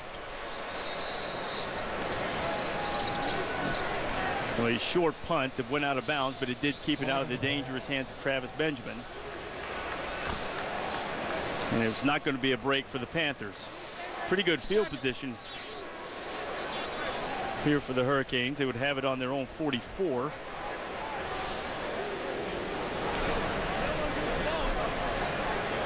And then the false start, and Big East crew making the call. And we've got a little problem with the officials. Mike, try to get that cleared up for you as you look at tonight's weekend menu, brought to you by Applebee's, and we have several games matching ranked teams on the menu. Alabama goes into Fayetteville to take on Ryan Mallett in Arkansas. A good one on ESPN between South Carolina and Auburn too, and of course Oregon State, Boise State. You see that Stephen Garcia is completing 68% of his passes. Marcus Lattimore kind of taking the pressure off the quarterback position. South Carolina has the best run defense in the SEC. Now ball is marked on the 49-yard line. And Ja'Cory Harris, his first pass at the second half. He's got a wide open receiver, Travis Benjamin. He steps out of bounds at the 31-yard line. The accuracy on the run, but no pressure on Ja'Cory Harris, and a real loose coverage. It's a great play call by Mark Whipple because it's really the first time tonight we've seen the pocket being moved. Ja'Cory Harris on the perimeter of the field with no pit defenders. Harris to throw. Same guy, same result, another completion. Travis Benjamin making the grab. Mickey Gary was on the coverage. Mark Whipple is not going to allow Jabal Sheard and some of these other pass rushers from Pittsburgh just to pin their ears back and attack right behind the center. Seeing a little of the tempo that we saw in the opening drive too, Craig. And I would think pinning the ears back might be what Phil Bennett needs to dial up here pretty soon. On the ground, Miller picking his way inside the 20-yard line. That'll be good enough for a first down. Next, Gruder and Dan Mason on the stop. We mentioned the red zone struggles here at times for Miami and how good Pitt has been down there. It just tightens the build-up. They seem better, don't they, when they're back in the secondary, when they get close? And Miller's in the backfield. Pittsburgh needs to be good here. Harris throwing to the end zone. Man out there. He's got it for the touchdown. Leonard Hankerson over the top of Ricky Gary, and Miami with a 19-yard strike has jumped on top 16-0.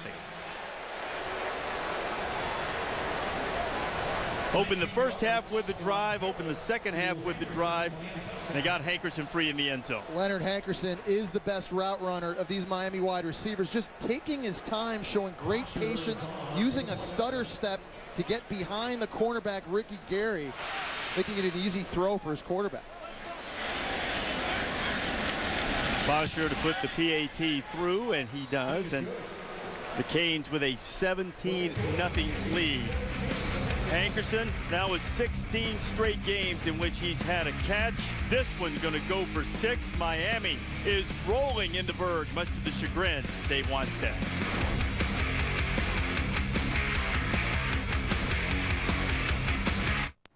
Here's a myth. You get nothing for driving safe. Pass from Ja'Cory Harris to Leonard Hankerson to take a 17-0 lead on Pittsburgh. It's been a tough 12 days or so for Ja'Cory, carrying the weight of those 4 interceptions at Ohio State that really thwarted Miami's chances. And in the aftermath of that, Harris was the recipient of some racially charged derogatory messages on Twitter. Now, he's handled it admirably and sort of put it to the side. Randy Shannon had told his team in the offseason that the social networking and social media was fine as long as it didn't become a distraction. Decided that along with a few other things, it caused it to be a distraction, so he shut it down for his team in the time being. And Harris bounced back tonight with a solid performance. Has thrown a couple of interceptions, but he's led his team to a 17-0 lead. Panthers need to get something going, and they need to do it in short order. Again, the kickoff drives Ray Graham into his end zone. Graham, who's had the most explosive play of the night for the Panthers, gets it back out to 20. He had a 33-yard reception in the first half. The starting running back, Dion Lewis, has really struggled again. We said coming into the game that Pitt had to get the ground game going, and back to Dion Lewis's season of last year, how he ended with a string of 8 consecutive 100-yard games. He just... it's not on Dion Lewis. Tonight, they're getting beat up front. Yeah, be patient all you want to be patient, but there's just nothing there. Pittsburgh's had it 7 times, and 6 times they've run 3 plays and punted. Dino Sunseri's going to go down again. Miami came into the night second in the nation in sacks with 9 through their first 2 games. They're going to be right on top if they keep this up. They've been in the Panther backfield all night long. Andrew Smith back there is their 4th sack and 7th tackle for loss. Early in the game, we said that Sunseri wasn't hitting his open target immediately. There's nothing open there, Jesse. Andrew Smith just does a nice job shutting off the tight end. Mike Cruz, who wanted to get into a route, and just uses his speed to get back to the quarterback. Nobody blocked him. Well, 2nd down and 17 for the young quarterback who's had a rough go against his Cane defense. They'll keep it on the ground to draw. Lewis, his most running room of the night. Out close to the 25. Good solid game, but still well short of the first down. We'll bring up another 3rd down. Colin McCarthy on the stop. And while we're talking about Pittsburgh's struggles, we got to give Miami a lot of credit tackling and their ability to take great angles tonight and pursue the football. That's one thing they were trying to emphasize all week long in practice. If 11 players did not run to the football, Randy Shannon made them run the play over. Shannon's been intense in practice, throwing balls to defensive backs, emphasizing the tackling. Paying off so far on 3rd down. Sunseri throws high, and Baldwin can't bring it down. At least they were targeting the big wide out, but Tino couldn't find him in Pittsburgh with that 1-2-3 kick. I mean, even Hasselhoff could follow those steps. Well, he's got plenty of time to follow him now. But you know what? At least you had a quarterback that had a chance to sit in the pocket and deliver a ball down the field. We have not seen time for quarterback or running back to think at all in this game. It's been a dominant performance by the Hurricane defensive front, and now the onus will be on the Pittsburgh defense and special teams first. Try to keep the Panthers in it. Hutchins gets the punt away, and Lamar Miller will have the opportunity to return it. There's a little push in the back, and even if he runs all day, that's coming back. Miller and Benjamin, both exceptional return men, but they have number 38, Corey Nelms, a pretty obvious block in the back. Legal block in the back. For 38. 10-yard penalty. So while young Corey is told of the error of his ways, the Hurricanes will take over once again, up by 17 in the Bird.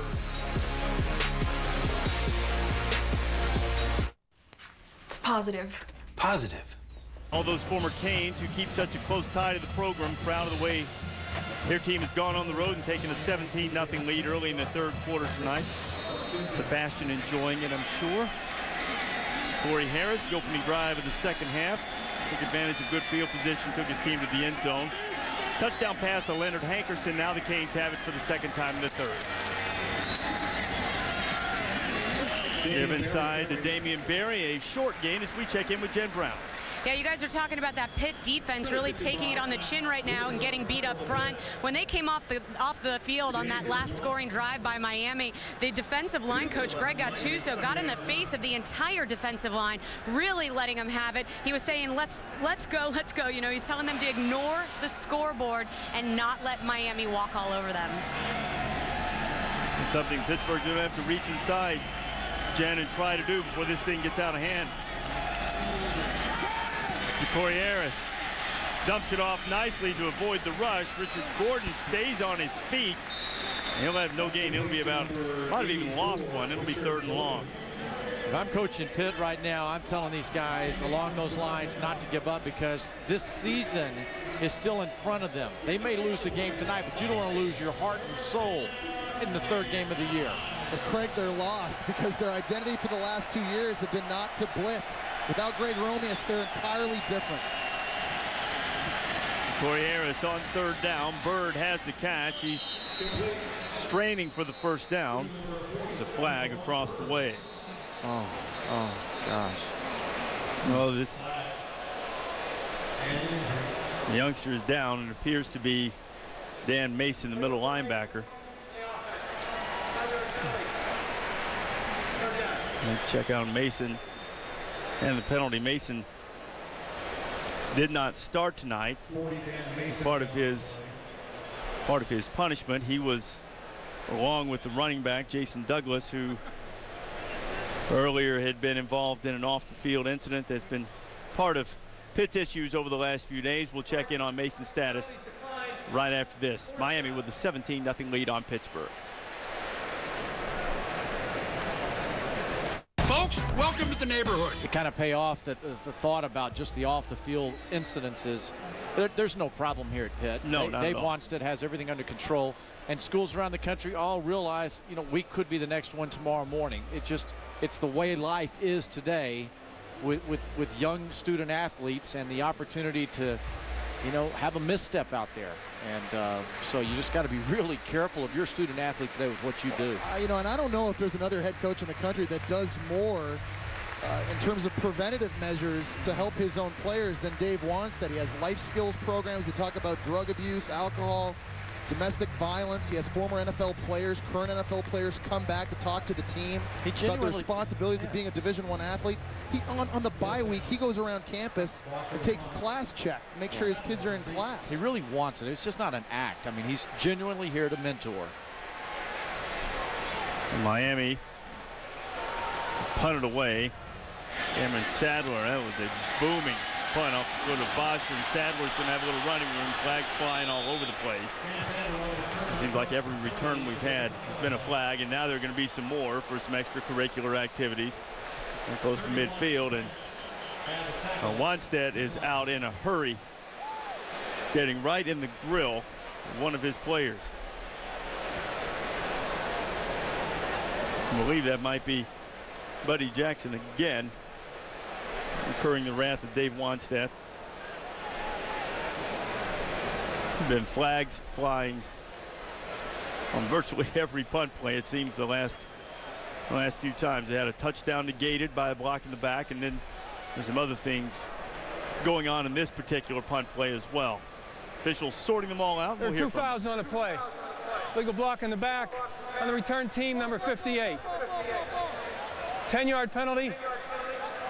There's also a dead ball personal foul against the return team, half the distance to the goal. First down. Well, the last thing Pittsburgh needed was something to hurt its field position with its offense stagnant for the entire evening, and now the dead ball personal foul will force the Panthers to start this drive from their own 8-yard line. So I made the comment earlier in the last series there that your football team has to stay together. It's young early in the season, and to have a devastating performance like this can have a long-lasting impact. Sunseri in shadow of his goalpost. Dion Lewis. Little crease for Dion. Lewis across the 20. So the Hurricanes finally get him. A little roar from the crowd as they wanted some extra pushing and shoving from the guys in white. Now look at Dave Wanstead getting on Buddy Jackson after that personal foul penalty. He said, why? Why? He's a big man too. That's not the head coach I'd want in my face, upset, but really, you know, an unnecessary foul taken by Buddy Jackson way after the play was over. Buddy Jackson didn't even have his helmet on when he had hit a Miami player, and you can see Dave Wanstead obviously upset with that. If you're going to get penalized too, don't do it on a 60-yard punt. That just makes it worse. But check out the bottom of the screen at about the 50-yard line. Here is the penalty that incurred Wanstead's wrath. He's down here at the bottom. It's way late, and just, I mean, right in front of the whole world. I mean, there's no way that that's going to get not called. And it's also a point of emphasis for the officials. Should be called anyway. But this year, they're really trying to protect defenseless players or players who are clearly out of the play. This was the case there. Buddy Jackson probably hasn't heard the end of that one. 2nd and 10 for Sunseri. Sunseri to the outside, has a completion all over him as Ryan Hill make the start, and finally John Baldwin gets his hands on the football. You know, just a positive play. Any kind of positive play that you can get out of this Pitt offense is something they can build upon. Miami, you know, their challenge now, Jesse, is to keep their focus in the football game, which their coaches will be all over them about. And I think also, Craig, that their focus is to keep playing physical on Jonathan Baldwin. Ryan Hill said earlier this week that you can make a name for yourself defending a big-time wide receiver like Jonathan Baldwin. He relishes this challenge going up against the 6'5" wide receiver. Dion Lewis in the backfield. Panthers trying to keep it on the move, and Sunseri throws it into the ground. It'll be incomplete. Heinz Field faithful starting to get a little restless. McCarthy and Raymond Buchanan on the coverage, or on the pressure there. One thing that Pitt fans are not used to seeing is their team get blown out. Their last 4 losses have come by a total of 14 points. So a Wanstead tradition normally has been play close and tight and have a shot at the end.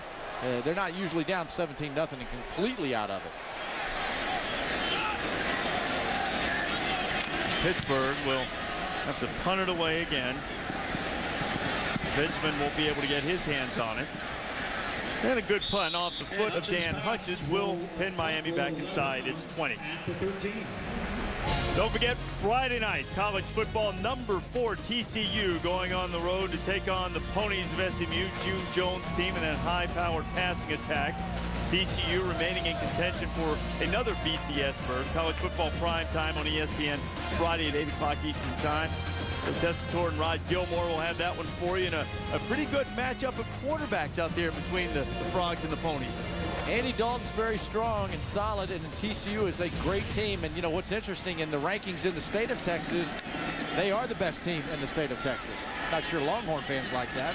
At least for the time being. Short gain for Damian Berry, ball sheared on the stop for Pittsburgh. You know, I think Pittsburgh came into this game with a lot of pressure on their shoulders, not only to try to get their season back on track after losing on the road week 1 against a ranked Utah team, as we see Jabal sheared down now for Pitt, which is very bad news if he's not able to stay in this football game, or they have to lose him for any amount of time. Well, it's good to see Jabal sitting up, and Jabal had sheets of tickets yesterday when we talked to him. He was trying to round up tickets for family and friends. He's from Hollywood Hills, Florida. As we mentioned earlier, grew up a Miami Hurricanes fan. Things didn't really work out for him to go to school there. He's wound up here at Pittsburgh and had a terrific career as he walks a little gingerly off the field. See if we can see what happens. Yeah, top of the screen, comes down inside hard. Puts his war bonnet right there.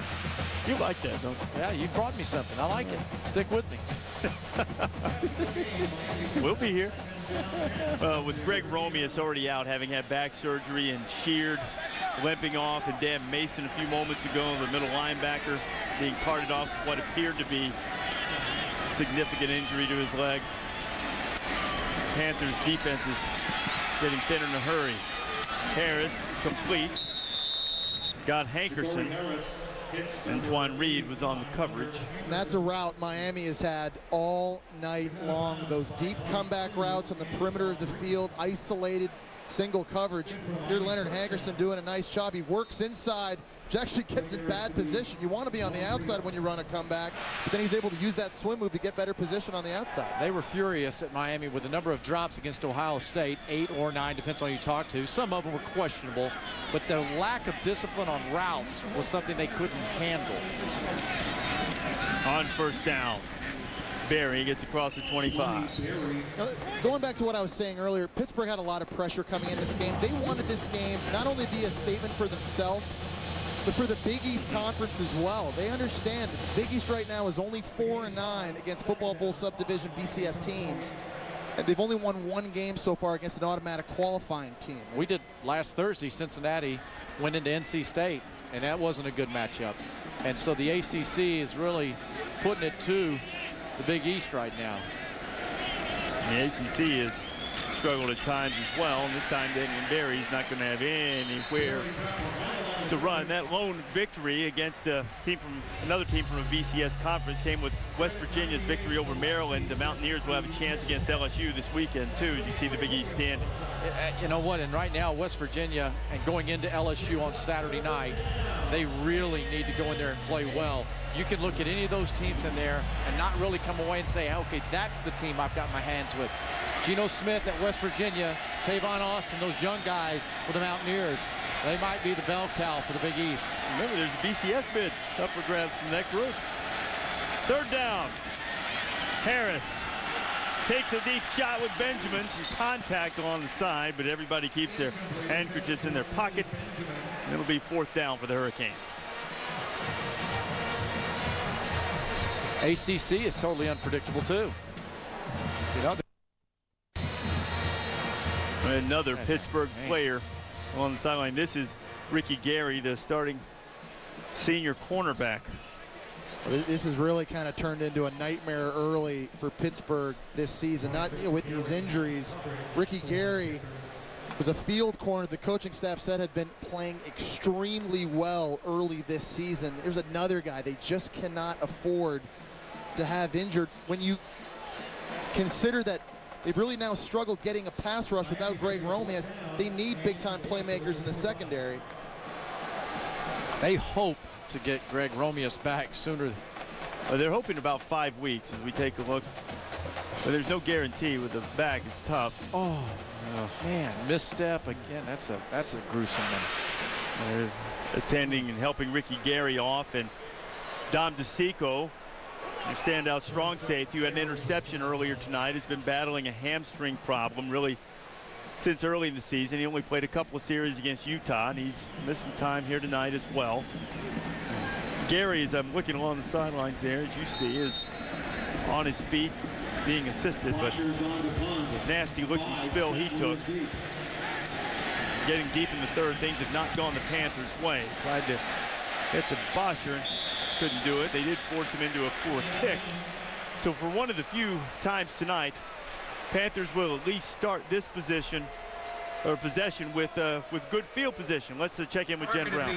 Well, we saw him giving thumbs up to the fans as he's being wheeled off the field, but it is indeed not good news for Dan Mason. I spoke with the head trainer, Rob Blanc. He confirmed that he dislocated his left knee. They tried to reset it on the field there. They were not able to. They've stabilized the leg. His father and his brother were escorted down from the stands, and they're going to be riding along with him to the hospital. He's going to Presbyterian Hospital in Pittsburgh. All right, Jen, so tough break for Dan Mason. Wish him a speedy recovery as Ray Graham gets into the Miami secondary. He'll have a pickup of about 8. Raymond Buchanan on the stop. You know, that's, you know, when you get up in there and you're not having to avoid someone before you get to the line of scrimmage, then you can be a running back.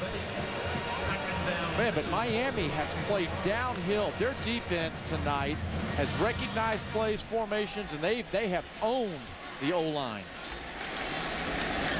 Ray Graham with another carry. Graham. Looks like he's going to have enough of the first down. You know, he and Lewis entered together last year as freshmen, and coming out of high school, Graham was the bigger deal, but Lewis burst onto the scene last year and won the job. But so far in this early part of the season, it's been Lewis that's struggled to find running room, and I know there hasn't been a lot tonight, but Graham has been more effective. And that's amazing when you consider Dion Lewis last year had the 4th best ever campaign for a running back as a freshman in college football history. There's always room for 2 running backs. They've got 2 solid ones at Pittsburgh for sure. Graham's going to get it again.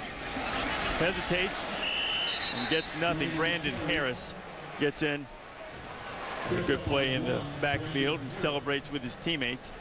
And the Pittsburgh offense just really hasn't had much of anything going tonight. 33 of Sunseri's 55 yards passing came on 1 play. Lewis averaging 4 yards per carry, and Jonathan Baldwin has only had 3 balls thrown his way and had the 1 short reception.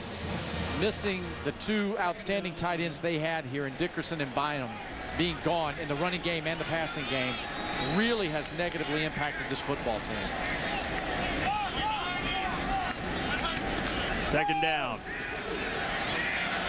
Sunseri, a little room in front of him, and that closes quickly.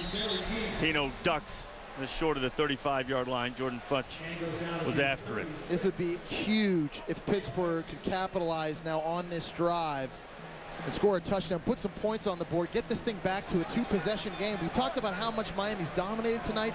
Guys, it's still only 17-0. And it's 2-down territory here. You know, there's no question Pitt has 2 downs to go get 4 or 5 yards. And their offensive line and this team in the huddle, they got to understand that. Need to pump a little life into this crowd who showed up tonight. Mighty Hurricanes in, former rivals in the Big East when the Canes played in the same league as the Panthers. Pitt hasn't given them a lot to cheer about. Sunseri to Graham. Graham eludes 1 tackle. Graham's got the first down.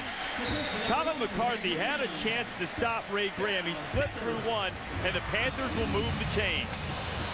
It's amazing whenever no pressure comes what you can do to get the ball in open space. But that time, Miami's defensive line, they weren't even caring about going at pressure. They just stood up and waited for the screen. But sometimes it's just as simple as putting the football in your playmaker's hands. That football may have been in the air for 2 yards, but Ray Graham just showing you his ability to make guys miss in space, move the chains. They have to start force-feeding this guy the football.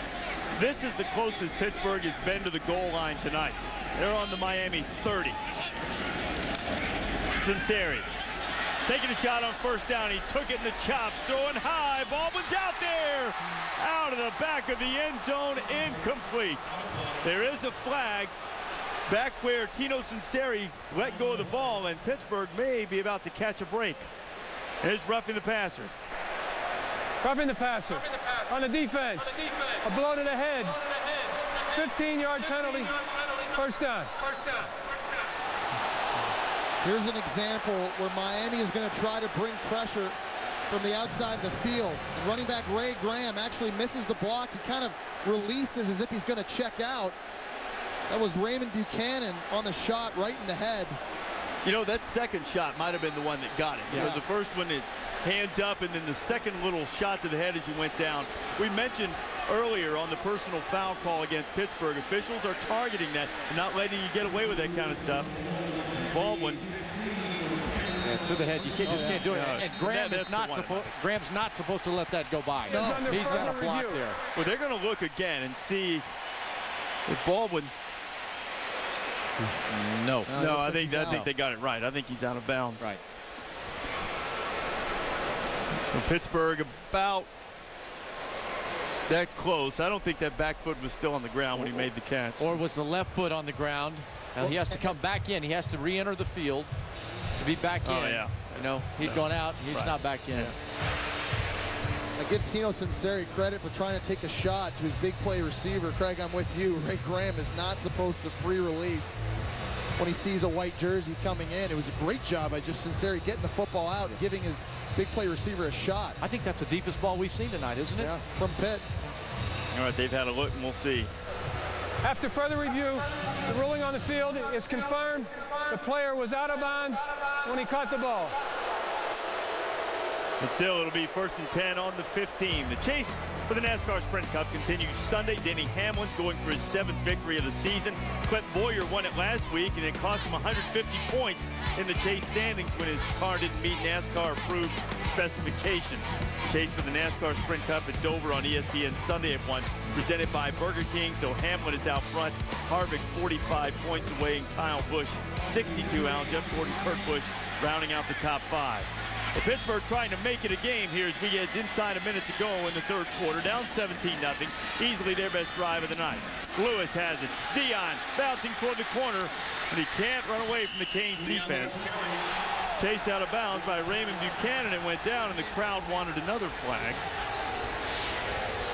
They'll take anything they can get right now. Buchanan, who had the penalty on Sinceri a moment ago, making the tackle. Raymond Buchanan can run. You know what? This is a guy that just when he saw where Lewis was going, he got on his horse immediately.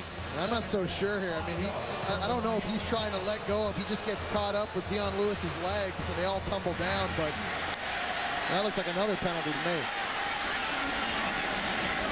I'm not sure there's real malicious intent there. Can't judge intent. We got to judge what they do. Lewis looking for running room. Not finding much. It'll be 3rd down. I'll say this. Pittsburgh has 4 different receivers that are 6'4" or taller. That height has to demonstrate itself deep down here in the red zone. But doesn't the quarterback need to be able to see that height? that terrible forest in front of him that all white jerseys can't see anywhere. 4th quarter is coming up.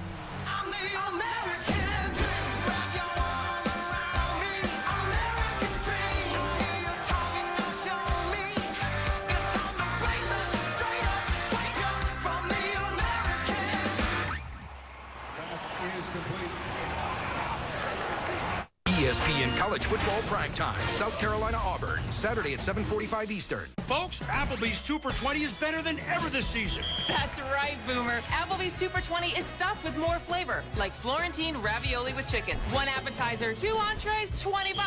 There's no place like the neighborhood. Open until midnight or later. Wouldn't it be cool if cars didn't need keys? If you could talk to them with this. Wouldn't it be cool if you made a legend available to everyone? If there was a step right there. If you turbocharged this little guy. Wouldn't it be cool if old water bottles became new seats? If your car could clean up the air just like that. If you never bought another gallon of gas. Or what if cars could read your expressions? If they moved together like schools of fish and had force fields? Yeah, that would be cool. Nissan, innovation for today, innovation for tomorrow, innovation for all. The just right taste of Bud Light with a refreshing splash of 100% natural lime flavor.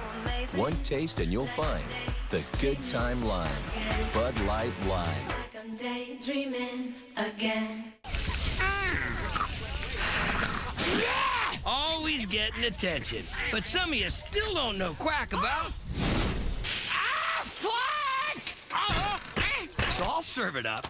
If you get sick or hurt, Aflac pays you cash fast to help pay for things major medical insurance doesn't, like rent, car payments, and groceries. Aflac! Get up, it's chicken. This is my first time to use it. Oh, that's pretty cool. You just feed your check in, feed the money right in. No deposit slips. No looking for an envelope. I have an image of my check right here. I can get a picture of the check on the receipt. It even tells what kind of bills I put in. Just put the bills right in. It even did the math for me. 4 20s. A 10. 2 5s. $100. It's all right here. I'm done. I'm out of here. Quick and easy deposits with ATMs from Bank of America. Everybody's got good luck, everybody's got bad luck. Don't run when you lose. Don't whine when it hurts. Nobody likes a crybaby. Wall Street, money never sleeps. Rated PG-13. Follow the drive to the national championship on ESPN College Football Finals. You'll see all the big plays, the shocking upsets, and the great escapes that happen every week on the drive to the national championship. All season long on College Football Finals. Quarter about to start here at Heinz Field in Pittsburgh. The crowd just treated to a stirring rendition of Sweet Caroline. They haven't had a lot of offense to cheer for tonight as the mighty Panthers have been shut out so far, but easily Pittsburgh's biggest threat of the night. Underway as we start the final period from Pittsburgh. Reese Davis, Craig James, Jesse Palmer, and Jen Brown. Glad to have you with us on Thursday night for this Big East ACC match that has been dominated by the Canes. On third down, Dion Lewis caught in the backfield and stopped for a loss of 2. It'll be fourth down. Olivier Vernon making the tackle. Absolutely, Olivier Vernon. Watch the rep coming off the line of scrimmage, blows the play up. Takes out 2 players, makes a spill to the linebacker. No way Lewis can run with that. Well, he stones Chris Jacobson, the pulling left guard in the backfield, showing you that speed. And he got another player now down. Looks like Raymond Buchanan. Raymond Buchanan, who has been involved in some solid plays, got called for a penalty earlier, is down and they're checking him out. And hopefully the way they're stretching him, that one's just a cramp, we would hope. Now, Wadstead sent his field goal unit onto the field, and after the loss, I mean, that has to be the right play. It's a 3-possession game right now. Yeah. You know what's interesting on that last play, 3rd and 3, they had a player split out wide to the field, one-on-one with a corner, but it wasn't Jonathan Baldwin. He was not on the field for that last play. Instead, they sent their backup tight end, Brock DeSico, out there. Baldwin not even on that last 3rd down, not even on the field. All right, so Dan Hutchins is going to try one from 27 yards out. He's very good in short range inside the 40. He's hit 23 of 24 in his career. Hutchins trying to put Pittsburgh on the board for the first time tonight.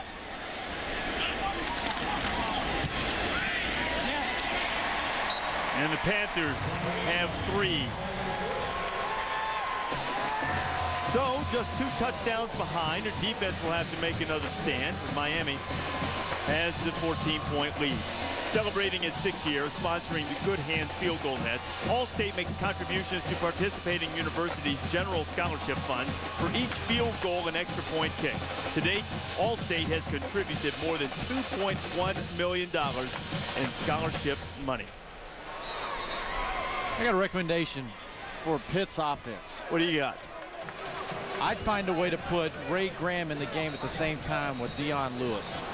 I'd put playmakers on the field. You know, you see these schools like West Virginia, and they've got several out there. If you've got a playmaker, you can't afford to have a guy like Ray Graham sitting on the bench. You gotta put explosion out there. They don't have a lot of sudden guys. It's one of the things they like about Cameron Sadler. They have big, tall receivers. We talked about Baldwin, Shanahan, 6'5". Their tight ends are big. The backup wide receiver, Devin Street's about 6'4". The sudden change of direction guys, Graham could help them with that. I got the example for you. Oregon, right? Example. They got 2 great guys. Michael James. And Kenyon Barner? Thank you. I was just checking your whole card there. I was just waiting on you. Making sure I knew. I'm like, well, guys, in fairness, that's a different offense. That's a spread offense. Pittsburgh's running a pro-style deal. Would you, if you're Coach Neil Jesse, would you like to have that option out there? If I could change my offense in a week, sure. You may want to change it after this one. Lamar Miller takes it in his end zone. Miller will not get it to the 20. Pittsburgh's had a rash of injuries in this game. Jen, what do you have for us? Well, unfortunately, the Pitt trainer, Rob Blanc, has been a very busy man here in the second half. We saw, of course, the Mason injury just a bit ago. But defensive back, Ricky Gary has hyperextended his left knee. He's trying to walk it off and see if he's going to return. Now, strong safety Dom, you guys are talking about Dom D'Amico. He has not played this entire second half. He did re-injure his hamstring. He's tweaked it. He was on the bike, so we're not sure if he's going to return. But the good news is Jabal Sheard only has a cramp, so that's the good news out of all this. And Jen, Gary is back on the field right now, but he was testing that leg, and they may throw at him right here. They do, and it's complete. Gary makes the stop. LeRon Byrd on the catch. Well, I've really been impressed with Ja'Cory Harris in this game, and they've done a nice job now in the second half, moving the pocket, giving him wide open throws. Aside from the first interception, that was a bad decision by Harris. The second interception was an underthrow. Aside from that, though, he's looked pretty good. He's been in great rhythm. He's been accurate. It's been a nice bounce-back game, I think, since Ohio State. 67%, 10 yards per completion. Miller gets the carry. Short gain. And, I think you have to really take your hat off to Phil Bennett's defense, too. It's easy to get demoralized a little bit when your offense isn't doing much, and they fought and at least kept Pittsburgh at least on the edge of striking distance. And with the tempo of the offense early in the game, Miami set the tone. They took the air out of Phil Bennett's defense right away in the first quarter.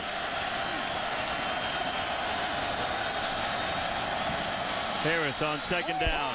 Getting a little heat, and Sheard's got him. The ball Sheard applying the pressure, and again, just cut right through Miami offensive line, and Ja'Cory is a little bit slow to get up. Jabal Sheard, one of those players, again, you cannot block him with only one guy. He's proven that now for the third time tonight. A force coming off the edge. Here he is at the bottom of the screen. The running back does not get a piece of him. Again, running right by Joel Figueroa. This is very scary for Miami. Ja'Cory Harris still not up from the ground. He gets slammed down right on the football. Ooh. I've been there. That feels awful. And you're defenseless, too. You really can't. You don't know how quick he's going to get to you there. I broke my clavicle getting hit like that. Yeah, no, it's not a good one. Well, the backup quarterback is Alonzo Highsmith. His father, of course, played at Miami. We'll check on Ja'Cory Harris and his condition when we come back to Pittsburgh.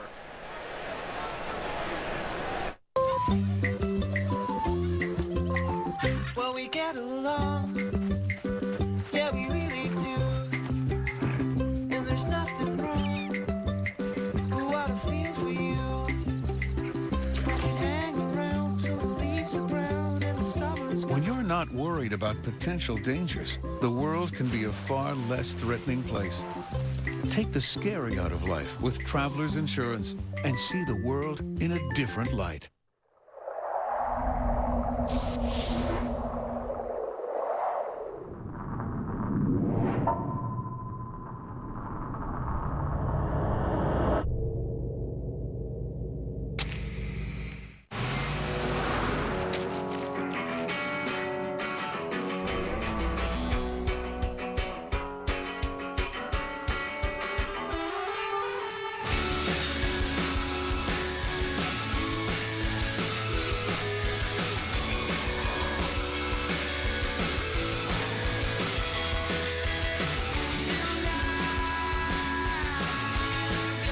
Get what you crave. Doritos Late Night Cheeseburger.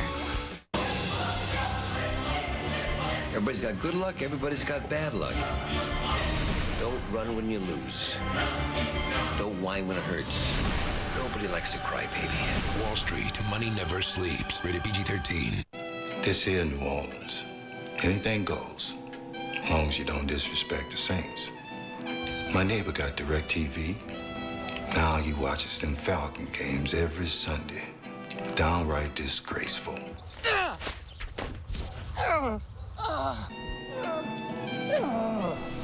But a dirty bird can't fly with a broken wing. Only DirecTV lets you watch your favorite team wherever you live. Call 1-800-DirecTV. Hi, I'm Stormy Simon. At Overstock.com, we've designed our site to be easy to shop, and we have the low prices you want every day on name brand products up to 70% off. We care about our customers, and our award-winning customer care team is available whenever you need help. And remember, whether you shop online or on your mobile phone, your entire order ships for just $2.95. Overstock.com, at home with the O.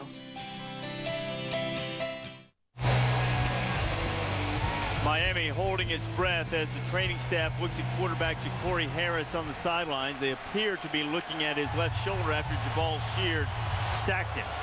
You know what? It's almost like Harris noticed the inside rush but didn't realize the Sheard was coming around from the outside.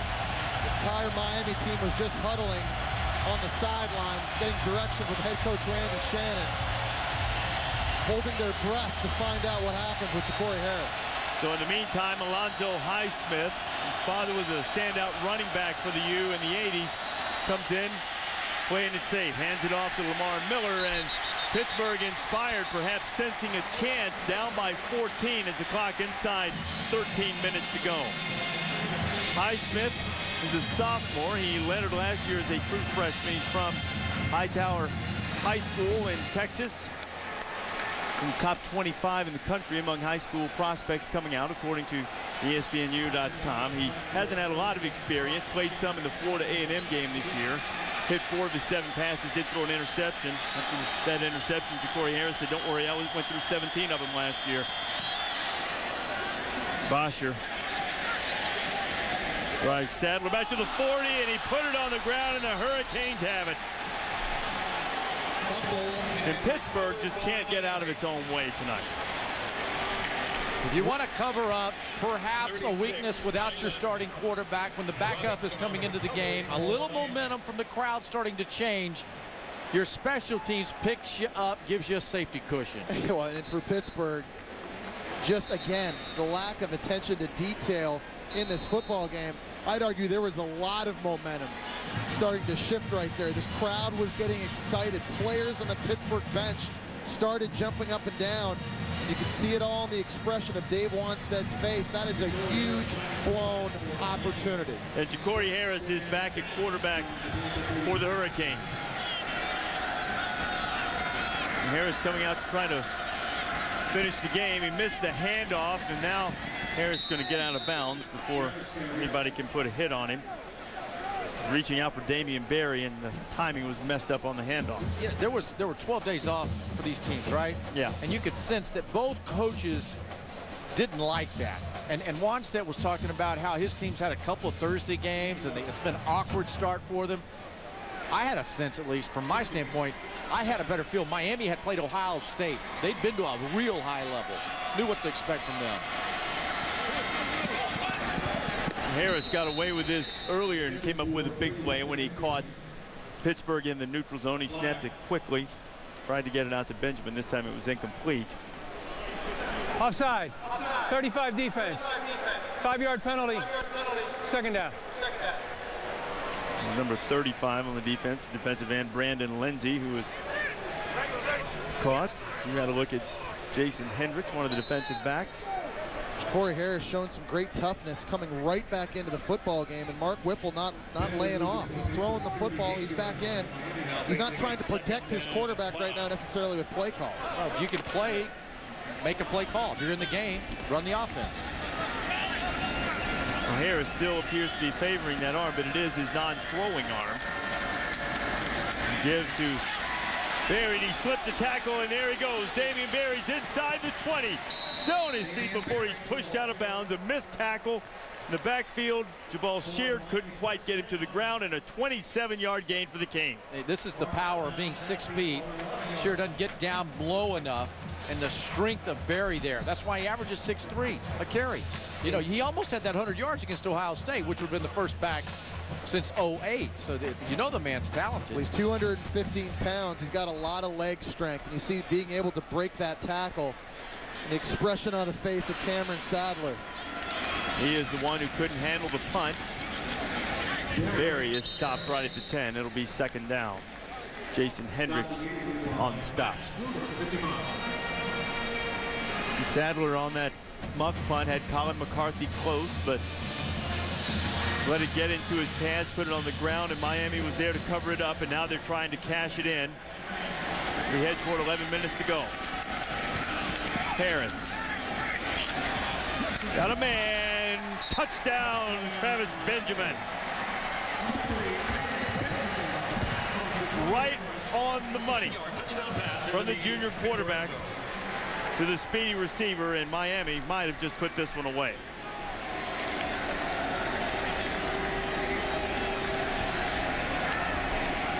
See Cameron Sadler, the disappointment after setting up that Miami possession by being unable to field the punt, and now the Hurricanes will try to make it a full 3-touchdown lead. Bosher is on for the extra point. He puts it through, and the Canes making a statement for the ACC. The Big East House as Ja'Cory Harris throws his second touchdown pass of the night. This one on the move and right on the money. Travis Benjamin.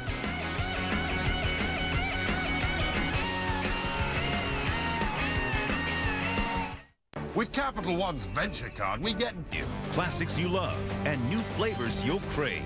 And in part by the Capital One Venture Card. What's in your wallet? You see the Pittsburgh landmark from Ante Brothers putting together the sandwich with the fries and the slaw on it. We all had to dive into one of those earlier. Miami has stretched it out on Pittsburgh 24-3 in the fourth quarter. That last touchdown, here's Travis Benjamin at the bottom of the screen. He's going to be running a very slow developing play where he fakes the crossing route, comes back down the end zone with the slow bootleg fake by Ja'Cory Harris, Craig. It all times out well for Miami. And look at the coaching of Mark Whipple. Look backside, there's number 1, then in the middle feels number 2, number 3. So the progression, it's in front of his young quarterback. And he says, look, you look, there it is. So it's just a real simple play with great execution, and the accuracy was wonderful. He's been very accurate in the second half, 8 of 9, over 80 yards, couple of touchdown passes to offset those 2 first-half interceptions. Ja'Cory Harris in Miami, well on their way to a victory in Pittsburgh tonight. Bosher keeps it squibbed on the ground. Panthers will get a good return on it. Henry Heisnowski gets it out close to midfield. Let's check in with John Saunders. This is SportsCenter right now. Sources close to the Golden State Warriors say the new owners want to fire head coach Don Nelson, who late last season became the winningest coach in league history. They want to replace him with assistant Keith Smart. And Jose Batista hit his Major League leading 50th home run on Thursday, the 26th player in Major League history to do so, and the first since 2007. SportsCenter on ESPN News right now. All right, John, and with the Panthers down by 21, Pat Bostic is going to come in relief, the 6'3", 235 junior, in relief of Tino Sinceri, who's had a difficult night. Bostic getting the same treatment his first play. He goes down with a sack. Let's take a look at tonight's intelligent move brought to you by Mercedes-Benz. I would say it was probably anything that occurred on Miami's defense because they pressured the quarterback all night. The offensive line couldn't deal with it, and it just kept on them, Jesse. Well, they knew coming into the game that the weak spot for Pittsburgh up front was in the middle of that offensive line. They were very active, stunting, twisting, getting mismatches, 4 sacks, now 5 on the night. Bostic, his first pass of the night. Baldwin has it up over the 40-yard line. Brandon McGee was covering him. You might remember Bostic from his freshman year, the year that Pittsburgh went into Morgantown and knocked off West Virginia. He was at quarterback and actually scored the touchdown that turned out to be the game winner. Also a quarterback for Pittsburgh's victory over Notre Dame, but lost the competition to Sinceri this year. Again, Baldwin, 2 catches in a row and a first down for the Panthers. And again, Baldwin beating Brandon McGee. Pat Bostic right now just looks like he's playing in rhythm. He's taking his steps. The ball's coming out. He's throwing the football into the right areas. He's doing another very smart thing. He's targeting his best wide receiver, Jonathan Baldwin. Pittsburgh trying to move quickly. Bostic, 3 straight completions. This one going to Cameron Sadler, who muffed the punt a few moments ago. Ryan Hill shoves him out of bounds. So sometimes just a little breath of fresh air, a little change, sometimes can get things going for you. Well, we know for certain that Bostic's not had a bunch of white jerseys in his face all night. So the train wreck that was having to be dealt with by Sinceri is not in the mind of Bostic. So he's able to see. And then, and then also, too, you know this well. Those guys on defense not playing like they were in the first half. It changes a little bit. Got tired from running the backfield, making all those tackles. Yeah. Another completion, this time to Shanahan as he heads toward the sideline. Michael have enough for the first down, and Pittsburgh moving the chains quickly inside 9 minutes to go. You're right. Miami right now just happy to be playing big zone coverages. They're not challenging the receivers at the line of scrimmage. Bend, don't break. Whistles will stop this one. We're going to keep it on the ground with Dion Lewis. Miami. Miami has called their first charge timeout. Well, Pittsburgh trying to get a touchdown on the board, and Randy Shannon's team up by 21. We'll take a break. Hurricanes up 24-3.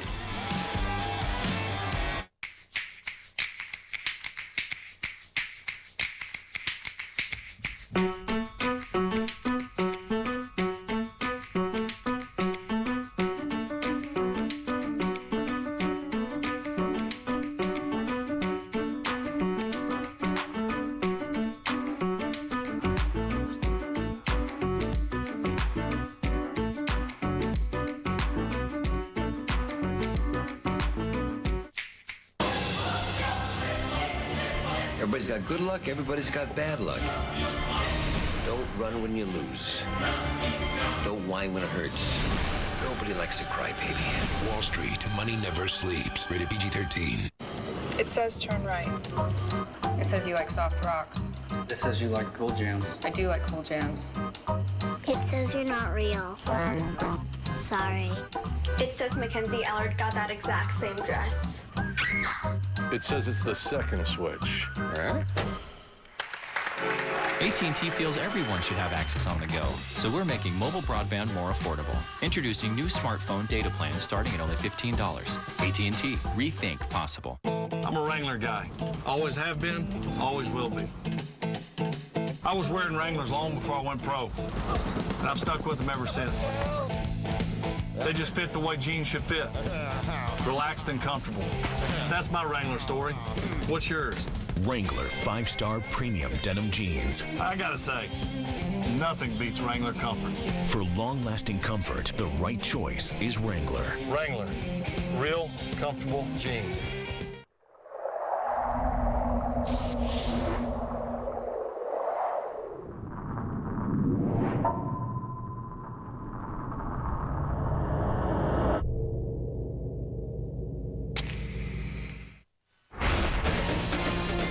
Back here in Pittsburgh, where Miami, in classical fashion, sure approved by William Shakespeare, has put it on Pittsburgh so far 24-3, one of the seating spots on the Pitt campus. Now the ACC is going to get a win over one of the favorites in the Big East here tonight, it would appear, barring a miracle rally from the Panthers.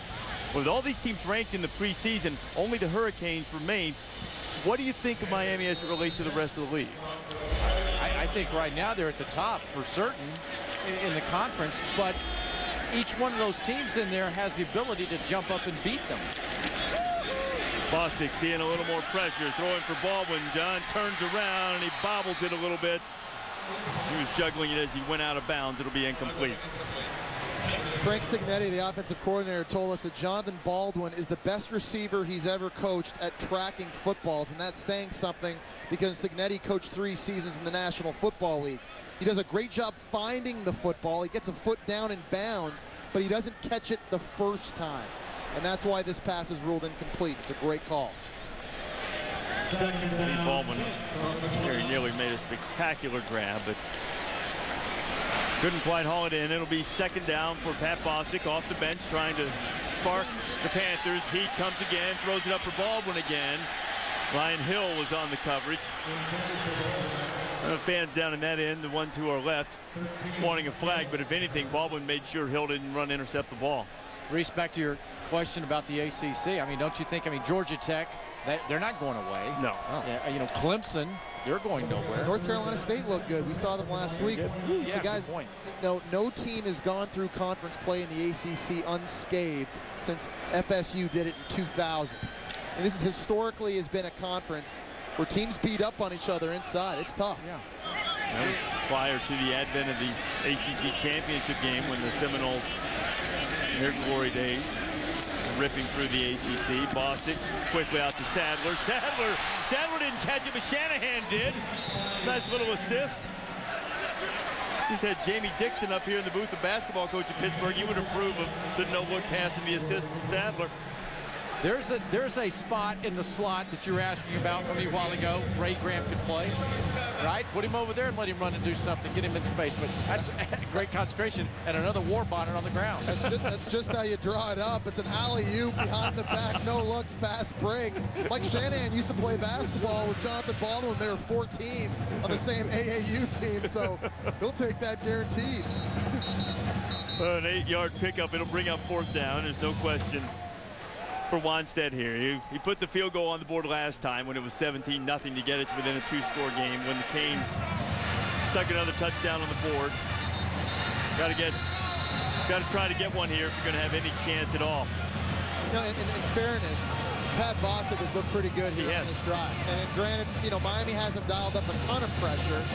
But Bostic looks like he knows where he wants to go with it. He's playing in rhythm. He's giving his guys a chance to catch it. Ball's coming out fast. He's taking advantage of an opportunity. And a player, you're a sprained ankle away, you're whatever it might be during the week that needs to keep you competitive in practice, when you get a chance to do something with it. The coaches have continually praised him, saying that he's always a factor in the quarterback meetings. He's losing the job didn't impact the way he went about his job, and a timeout called by the Hurricanes. And Miami's taking their second charge timeout.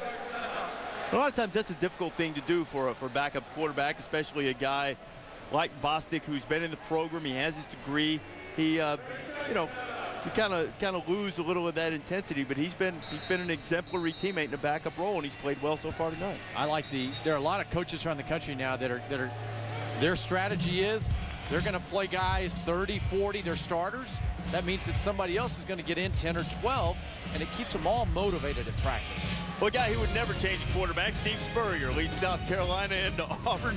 Battle of Unbeatens in the SEC, Saturday night, 7:45 Eastern Time. Head ball coach doing it with Marcus Lattimore, the freshman running back on the ground, and Garcia has been efficient enough. Steven Garcia and Cam Newton has been outstanding in the early going for the Tigers. 4th and 2 for the Panthers. Snaps on the ground. Bostic going to try to make something out of it. Might as well throw it up high, and it's picked off by Ryan Hill. It's sort of a microcosm of Pittsburgh night on offense. It just seems tonight like when it just looks like Pittsburgh's about to do something really well, it all falls apart. And they got a nice drive going. The backup quarterback's in the game. Big 4th down conversion in the red zone. And the center rolls the football back to the quarterback, leading to an interception. Self-inflicted wounds for Pittsburgh will really be the story of the day. Whether that's sacks, penalties, a drop punt. They were outmanned in this game. And I think the Ohio State Buckeyes, because Miami played against them, lifted their level up. They've seen a different gear and a different speed. Ja'Cory Harris leads his offense back out onto the field. Get to the question after this play. Damian Berry with a short gain. I think Pittsburgh's going to have to reassess its goals, try to regroup when Big East play comes. It is not until after they play Florida International. They don't think that'll be a challenge. Maybe they should visit with Texas A&M for a little while. They put a scare into the Aggies. What you guys have seen from this Pittsburgh team tonight, a preseason favorite in the Big East, can they be that? Can they win that league? I know it's not up, but can they win it? There are great individual players on the Pittsburgh roster. When you look at guys like Dion Lewis, Jonathan Baldwin, Jabal Sheard, Ray Graham, but how good are they top to bottom in their starting 22? Miami content to bleed the clock, and that's something Dave Wannstedt told us yesterday when everyone started picking them to win the Big East. He said, whoa, wait a minute, look at the interior of both lines of scrimmage for me and what I have to replace, and this is what the Panthers have ahead. Look at the way they're going to have to end the season. 4 tough games, including this one right here, backyard brawl.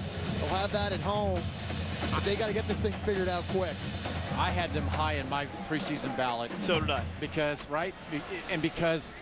the team, these are good, talented players. Wani is an excellent recruiter.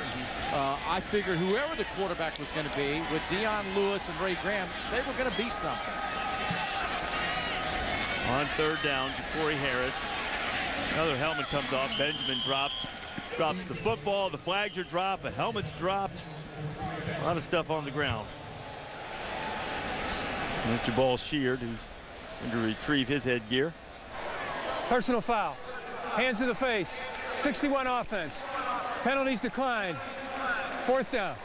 Joel Figueroa, who's Nabs with the hands to the face. And he's had his hands full with Jabal Sheard all night long. Here's Joel Figueroa down here at the bottom. Again, one-on-one with Jabal Sheard. This time, Jabal using the rip move to rip inside. And again, Figueroa cannot block him by himself. I'm actually shocked Miami's let that go as long as they have tonight, not giving him help. That was a matchup that the Pittsburgh defensive coaches liked. They haven't been able to exploit it often enough, though Sheard has played very well. Sadler returning the punt. There's a flag down on the field. There has been for virtually every punt. There's a helmet beside the flag. It's a record number. Have our stats guys been keeping up with the number of helmets that have wound up on the ground tonight? Personal foul. Hands to the face on the kicking team. 15 yards will be added to the end of the run. First down. So 6:27 to go then. A personal foul on Miami as Randy Shannon doubtless will be less than thrilled with the lack of discipline in the last couple of moments. Going to give Pittsburgh tremendous field position as the Panthers try to get into the end zone for the first time tonight. An area of real improvement that I see for Miami is 3 or 4 years ago, Randy Shannon talking about how he had to get good enough players to have depth on special teams.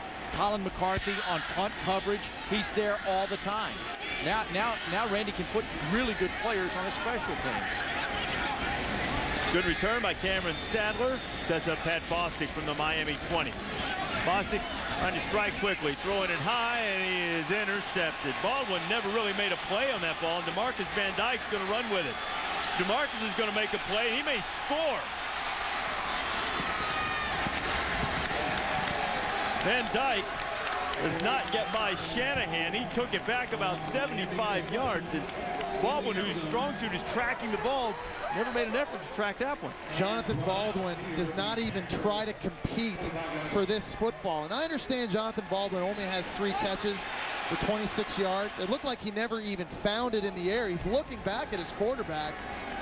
That's an easy interception for Van Dyke, and you see the quarterback, Pat Bostic, wondering, what are you doing? Well, and you would have to assume that Baldwin, when he recognizes that man-to-man with his height out there, the ball's coming my way. Yeah. I'm looking for the football if I've got that height and that kind of ability. Craig, the great receivers always expect the footballs coming their way. For whatever reason, it appeared that he had no idea where the ball was. I mean, a fine receiver like that, no effort. You have to assume he just never saw it. So Miami now in good field position, and Lamar Miller. Get it, Pittsburgh. 3 turnovers on the night, all of them coming in this quarter, and we have another player on the ground. The Hurricanes are celebrating along the sideline, and they have a teammate down on the ground. It's the right guard, Brandon Washington. Craig, to touch on your point of what we see different in the Hurricanes this year. You guys remember 2 years ago, the Miami Hurricanes started 21 true freshmen in the first game. 21. By far the most in the country. It was a very young, inexperienced team. Well, all those true freshmen, those guys like Colin McCarthy you mentioned, they're grown up. Remember what he said back then? He told us, look, I might take 45 guys with me on a bus to a game. If nobody's really worthy, I'm not just going to bring them with me. Then the next year it became 50-ish. Now he's got a full bus. So it's taken a while for him to get all of his guys on his page that earn their way to the playing field. It's a veteran team, and we've seen that in the records for the Hurricanes now in the last 3 years. The team goes 5-7 in Randy Shannon's first year, 7-6 the next year. They go 9-4 last season. The team is building. They're getting better. Randy Shannon deserves the 4-year extension he got back in May. Randy's saying that extension really helps him in recruiting, because some of the recruits were starting to ask, hey, coach, what's the deal? The other coaches are telling me you're not going to be there, so that put a lot of that to bed. The Hurricanes on the verge of putting Pittsburgh to bed tonight. Yeah, this is a point in the football game. Randy Shannon and Dave Wannstedt would like to say, all right, it's over. Let's go to the locker room. Randy's like, let's just get this out of here. He's not interested in running up the score. No question about that. Here are the numbers for the Hurricanes under Randy Shannon. And with the rich tradition of excellence there in Miami, they expect more. They expect division championships, competing for the ACC title, going to BCS games, and there's nothing wrong with that. But you have to give a guy an opportunity to get his entire system, his entire roster filled out and get it in place. That's why I think so many people looked at that Ohio State game as being so important. The Canes keep it on the ground again, and Miller is going to get it inside the 5-yard line before he's tripped up. And even if Shannon doesn't want to score again with 4:40 left on the clock, I don't think he's got much choice. It's up to them on the other side to tackle, right? I'm going to finish up your thought, though, on that Randy Shannon and the maturation. How about Kirby Hokut, the athletic director? They went and made sure they got Randy signed up. And so the administration made the commitment. And it's baby steps, but that was a big move for the school. Well, the standard of excellence was such, starting with Howard Schnellenberger's championship in '83 and the great run that Jimmy Johnson had, Dennis Erickson, Larry Coker. It's a tough standard to live up to. Miller has it again, picking his way toward the goal line. Pittsburgh will make him run it again before he gets in as we go inside 4 minutes here. You know, and Miami's really in the midst of a brutal 4-game stretch. You know, they lost 2 weeks ago at Ohio State. They're playing today on the road. They still got to go at Clemson and then before going home against Florida State. I mean, this is a critical stretch of 3 games starting tonight. It looks like they're going to get the win. They got some big tests coming up. They got to keep this momentum going. But don't you think, though, coming out of this game, they really felt like they were going to do this. Miami did. They were excited to get back on the field of play. They'll have confidence going into Clemson. That extra tackle on the field that Jesse was talking about. Henderson's back in. He'll run it away from Henderson. Will Miller, and he goes in for the touchdown.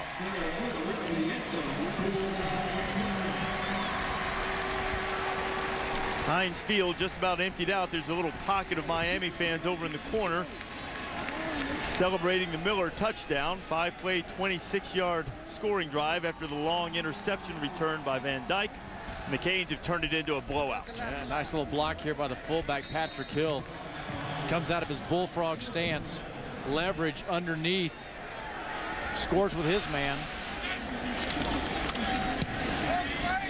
Extra point is true. And the Panthers, who suffered so many close losses last year, having a can applied to their backside right now. 31-3, just over 3 minutes to go. Well, this week on ABC Saturday Night Football, number 3 Boise State. Before the season started, 2 big games they had to handle. They took care of the first one against Virginia Tech. Now, here come the Beavers and DeQuiz Rogers, number 24 in the land. Saturday Night Football presented by Southwest Airlines on ABC, 8 o'clock Eastern, 5 on the West Coast. Any chance at all for Quiz and Oregon State, you think, to knock off Boise State on the blue? Well, the last 3 AP top 3 teams that Oregon State's played, they've beaten them, right? It's true. Mike Riley and DeQuiz Rogers, James Rogers, boys. Now, I don't know what the record is, but it's like, I'll tell you, it's 63-2 at home since 2000. 56 in a row at home in the regular season since 2001. For Oregon State, it's their highest non-conference ranked opponent since that game down in Tiger Stadium against LSU, where Alexis Cerna missed all those kicks. They almost knocked off the reigning national champions at the time. Keep in mind, Boise State held Ryan Williams of Virginia Tech to only 2 yards a carry in their Week 1 win. The defense has proven they can shut down good runners. Quiz is a little bit different runner, but I think people want to see Boise State dominate. I don't think people expect their offense to struggle. I'm curious to watch Boise State on defense. And I want to see Kellen Moore keep pace in the Heisman deal. That's a big deal for him individually, and I know that school wants that for him. Sadler gets it out across the 20-yard line. Well, it's time for tonight's Wrangler Player of the Game, and it has to be someone from the Hurricane defense. It's the guy we labeled as an impact player right off the bat, Sean Spence of the Canes. What a night he's had. He had 11 tackles against Ohio State, 2 for loss. He's a smart player. He's all over the field, brings the wood every time he swings the axe. Craig, he's the most instinctive player on this Miami defense. Understands where to get lined up, does not get fooled by play action. You see the numbers. monster game for him. He's been the focal point, this Hurricane D. He is the Wrangler 5-star player of the game and well-deserved for the fine linebacker from the Hurricanes. Ray Graham gets into the secondary, crosses 35 as we'll move down toward the 3-minute mark remaining here after Graham picks up 13. Clock will stop momentarily and did to move the chains and rolling again. Yeah, all of us have seen South Carolina and Auburn. You know, I can't wait to watch that game. You saw the numbers on the blitzing. If you go against Cam Newton, if you blitz him, he completes 67%. If you don't blitz him, he's only 55%. You know, it's funny. They've run the football so well behind Cam Newton and Auburn this year. But this will be the fastest defense they've seen in South Carolina. Be a different challenge. Clemson's defense applied some pressure, particularly in the first half. But in the second half, Newton and the Auburn offense found some rhythm. Yeah, Cam Newton only completed 7 passes over the entire game, threw some interceptions up for grabs early in the first half, did a really nice job responding. But I'm just curious, I want to see South Carolina D coordinator Ellis Johnson, what he's got dialed up on the road for Cam Newton. It'll be interesting. I don't think folks around the country realize how talented South Carolina's defense is. Yeah. And that they can run. You know, I think they think in Cam Newton and Auburn and blah, blah. Is that the best defense we've seen this year? Pretty good. Yeah. I think so. Yeah, I think so. Although this one tonight has been pretty impressive too. The Hurricanes have a couple of rush-ins, Bailey, Vernon, and we saw Spence, who's our Wrangler 5-star player of the game. McCarthy's been active. Secondary's been solid. You think of all those, the 5 national championships in Miami, and kind of the identity of the majority of those teams. All the great Hurricane teams started where? On defense. And tonight, you know, I think we've seen a glimpse of how good this defense can be. I mean, if they can keep up this kind of play, they got everything in front of them as a team. Third down, and Weinstead appears intent. They're running out, though. Ray Graham may get one on the board after all if he can beat the last man in the secondary, and he can't. And there's going to be a flag on the end of that play. And I know this is mop up here. This is slop yards against this Miami defense, but personal foul, face mask, 24 defense, half the distance to the goal, first down.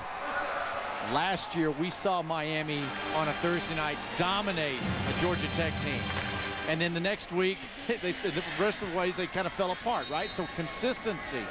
You know, this is a nice run here by Graham and these guys and all that stuff. But you know what I'm talking about? So down the road now. Look, I know we're excited. I got excited about Miami last year after that game. And they've shown a good ability as Lewis, check then. That is not Lewis into the game. It is the third running back, 29 rather than 28. Chris Burns getting a carry, but they showed an ability to bounce back last year. They came back and beat Oklahoma after Virginia Tech took them apart. After the Ohio State thing, a little extra time this time around, but a good performance tonight. And it'll be back to the drawing board for Pittsburgh, but the Big East schedule's coming, and the Panthers certainly talented. They have to get some offensive line issues worked out, it seems, particularly in the middle of that offensive line. Got to find a way to get Dion Lewis started, too. Here's Graham.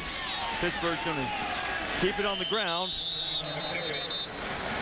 And it doesn't look as if the Panthers would get into the end zone tonight. It would have been window dressing, but the remaining fans here not too pleased with the decision. But Ja'Cory Harris and the Hurricanes are going to walk off with their 7th straight win against the Panthers. Reese, you just mentioned it. For Dave Wanstead right now, you go back to the drawing board, you look for the positives, but you have to get ways. Dion Lewis, Jonathan Baldwin have to become involved in this offense again. Coaching staffs are close. A lot of ties on the two sides as Miami takes care of Pittsburgh 31-3. SportsCenter's next. This has been a presentation of ESPN, the world's line leader in sports. For Craig James, Jesse Palmer, Jen Brown, and our entire fine Thursday night ESPN college football crew, I'm Reese Davis saying good night from Pittsburgh. Time for SportsCenter. Center Telecast.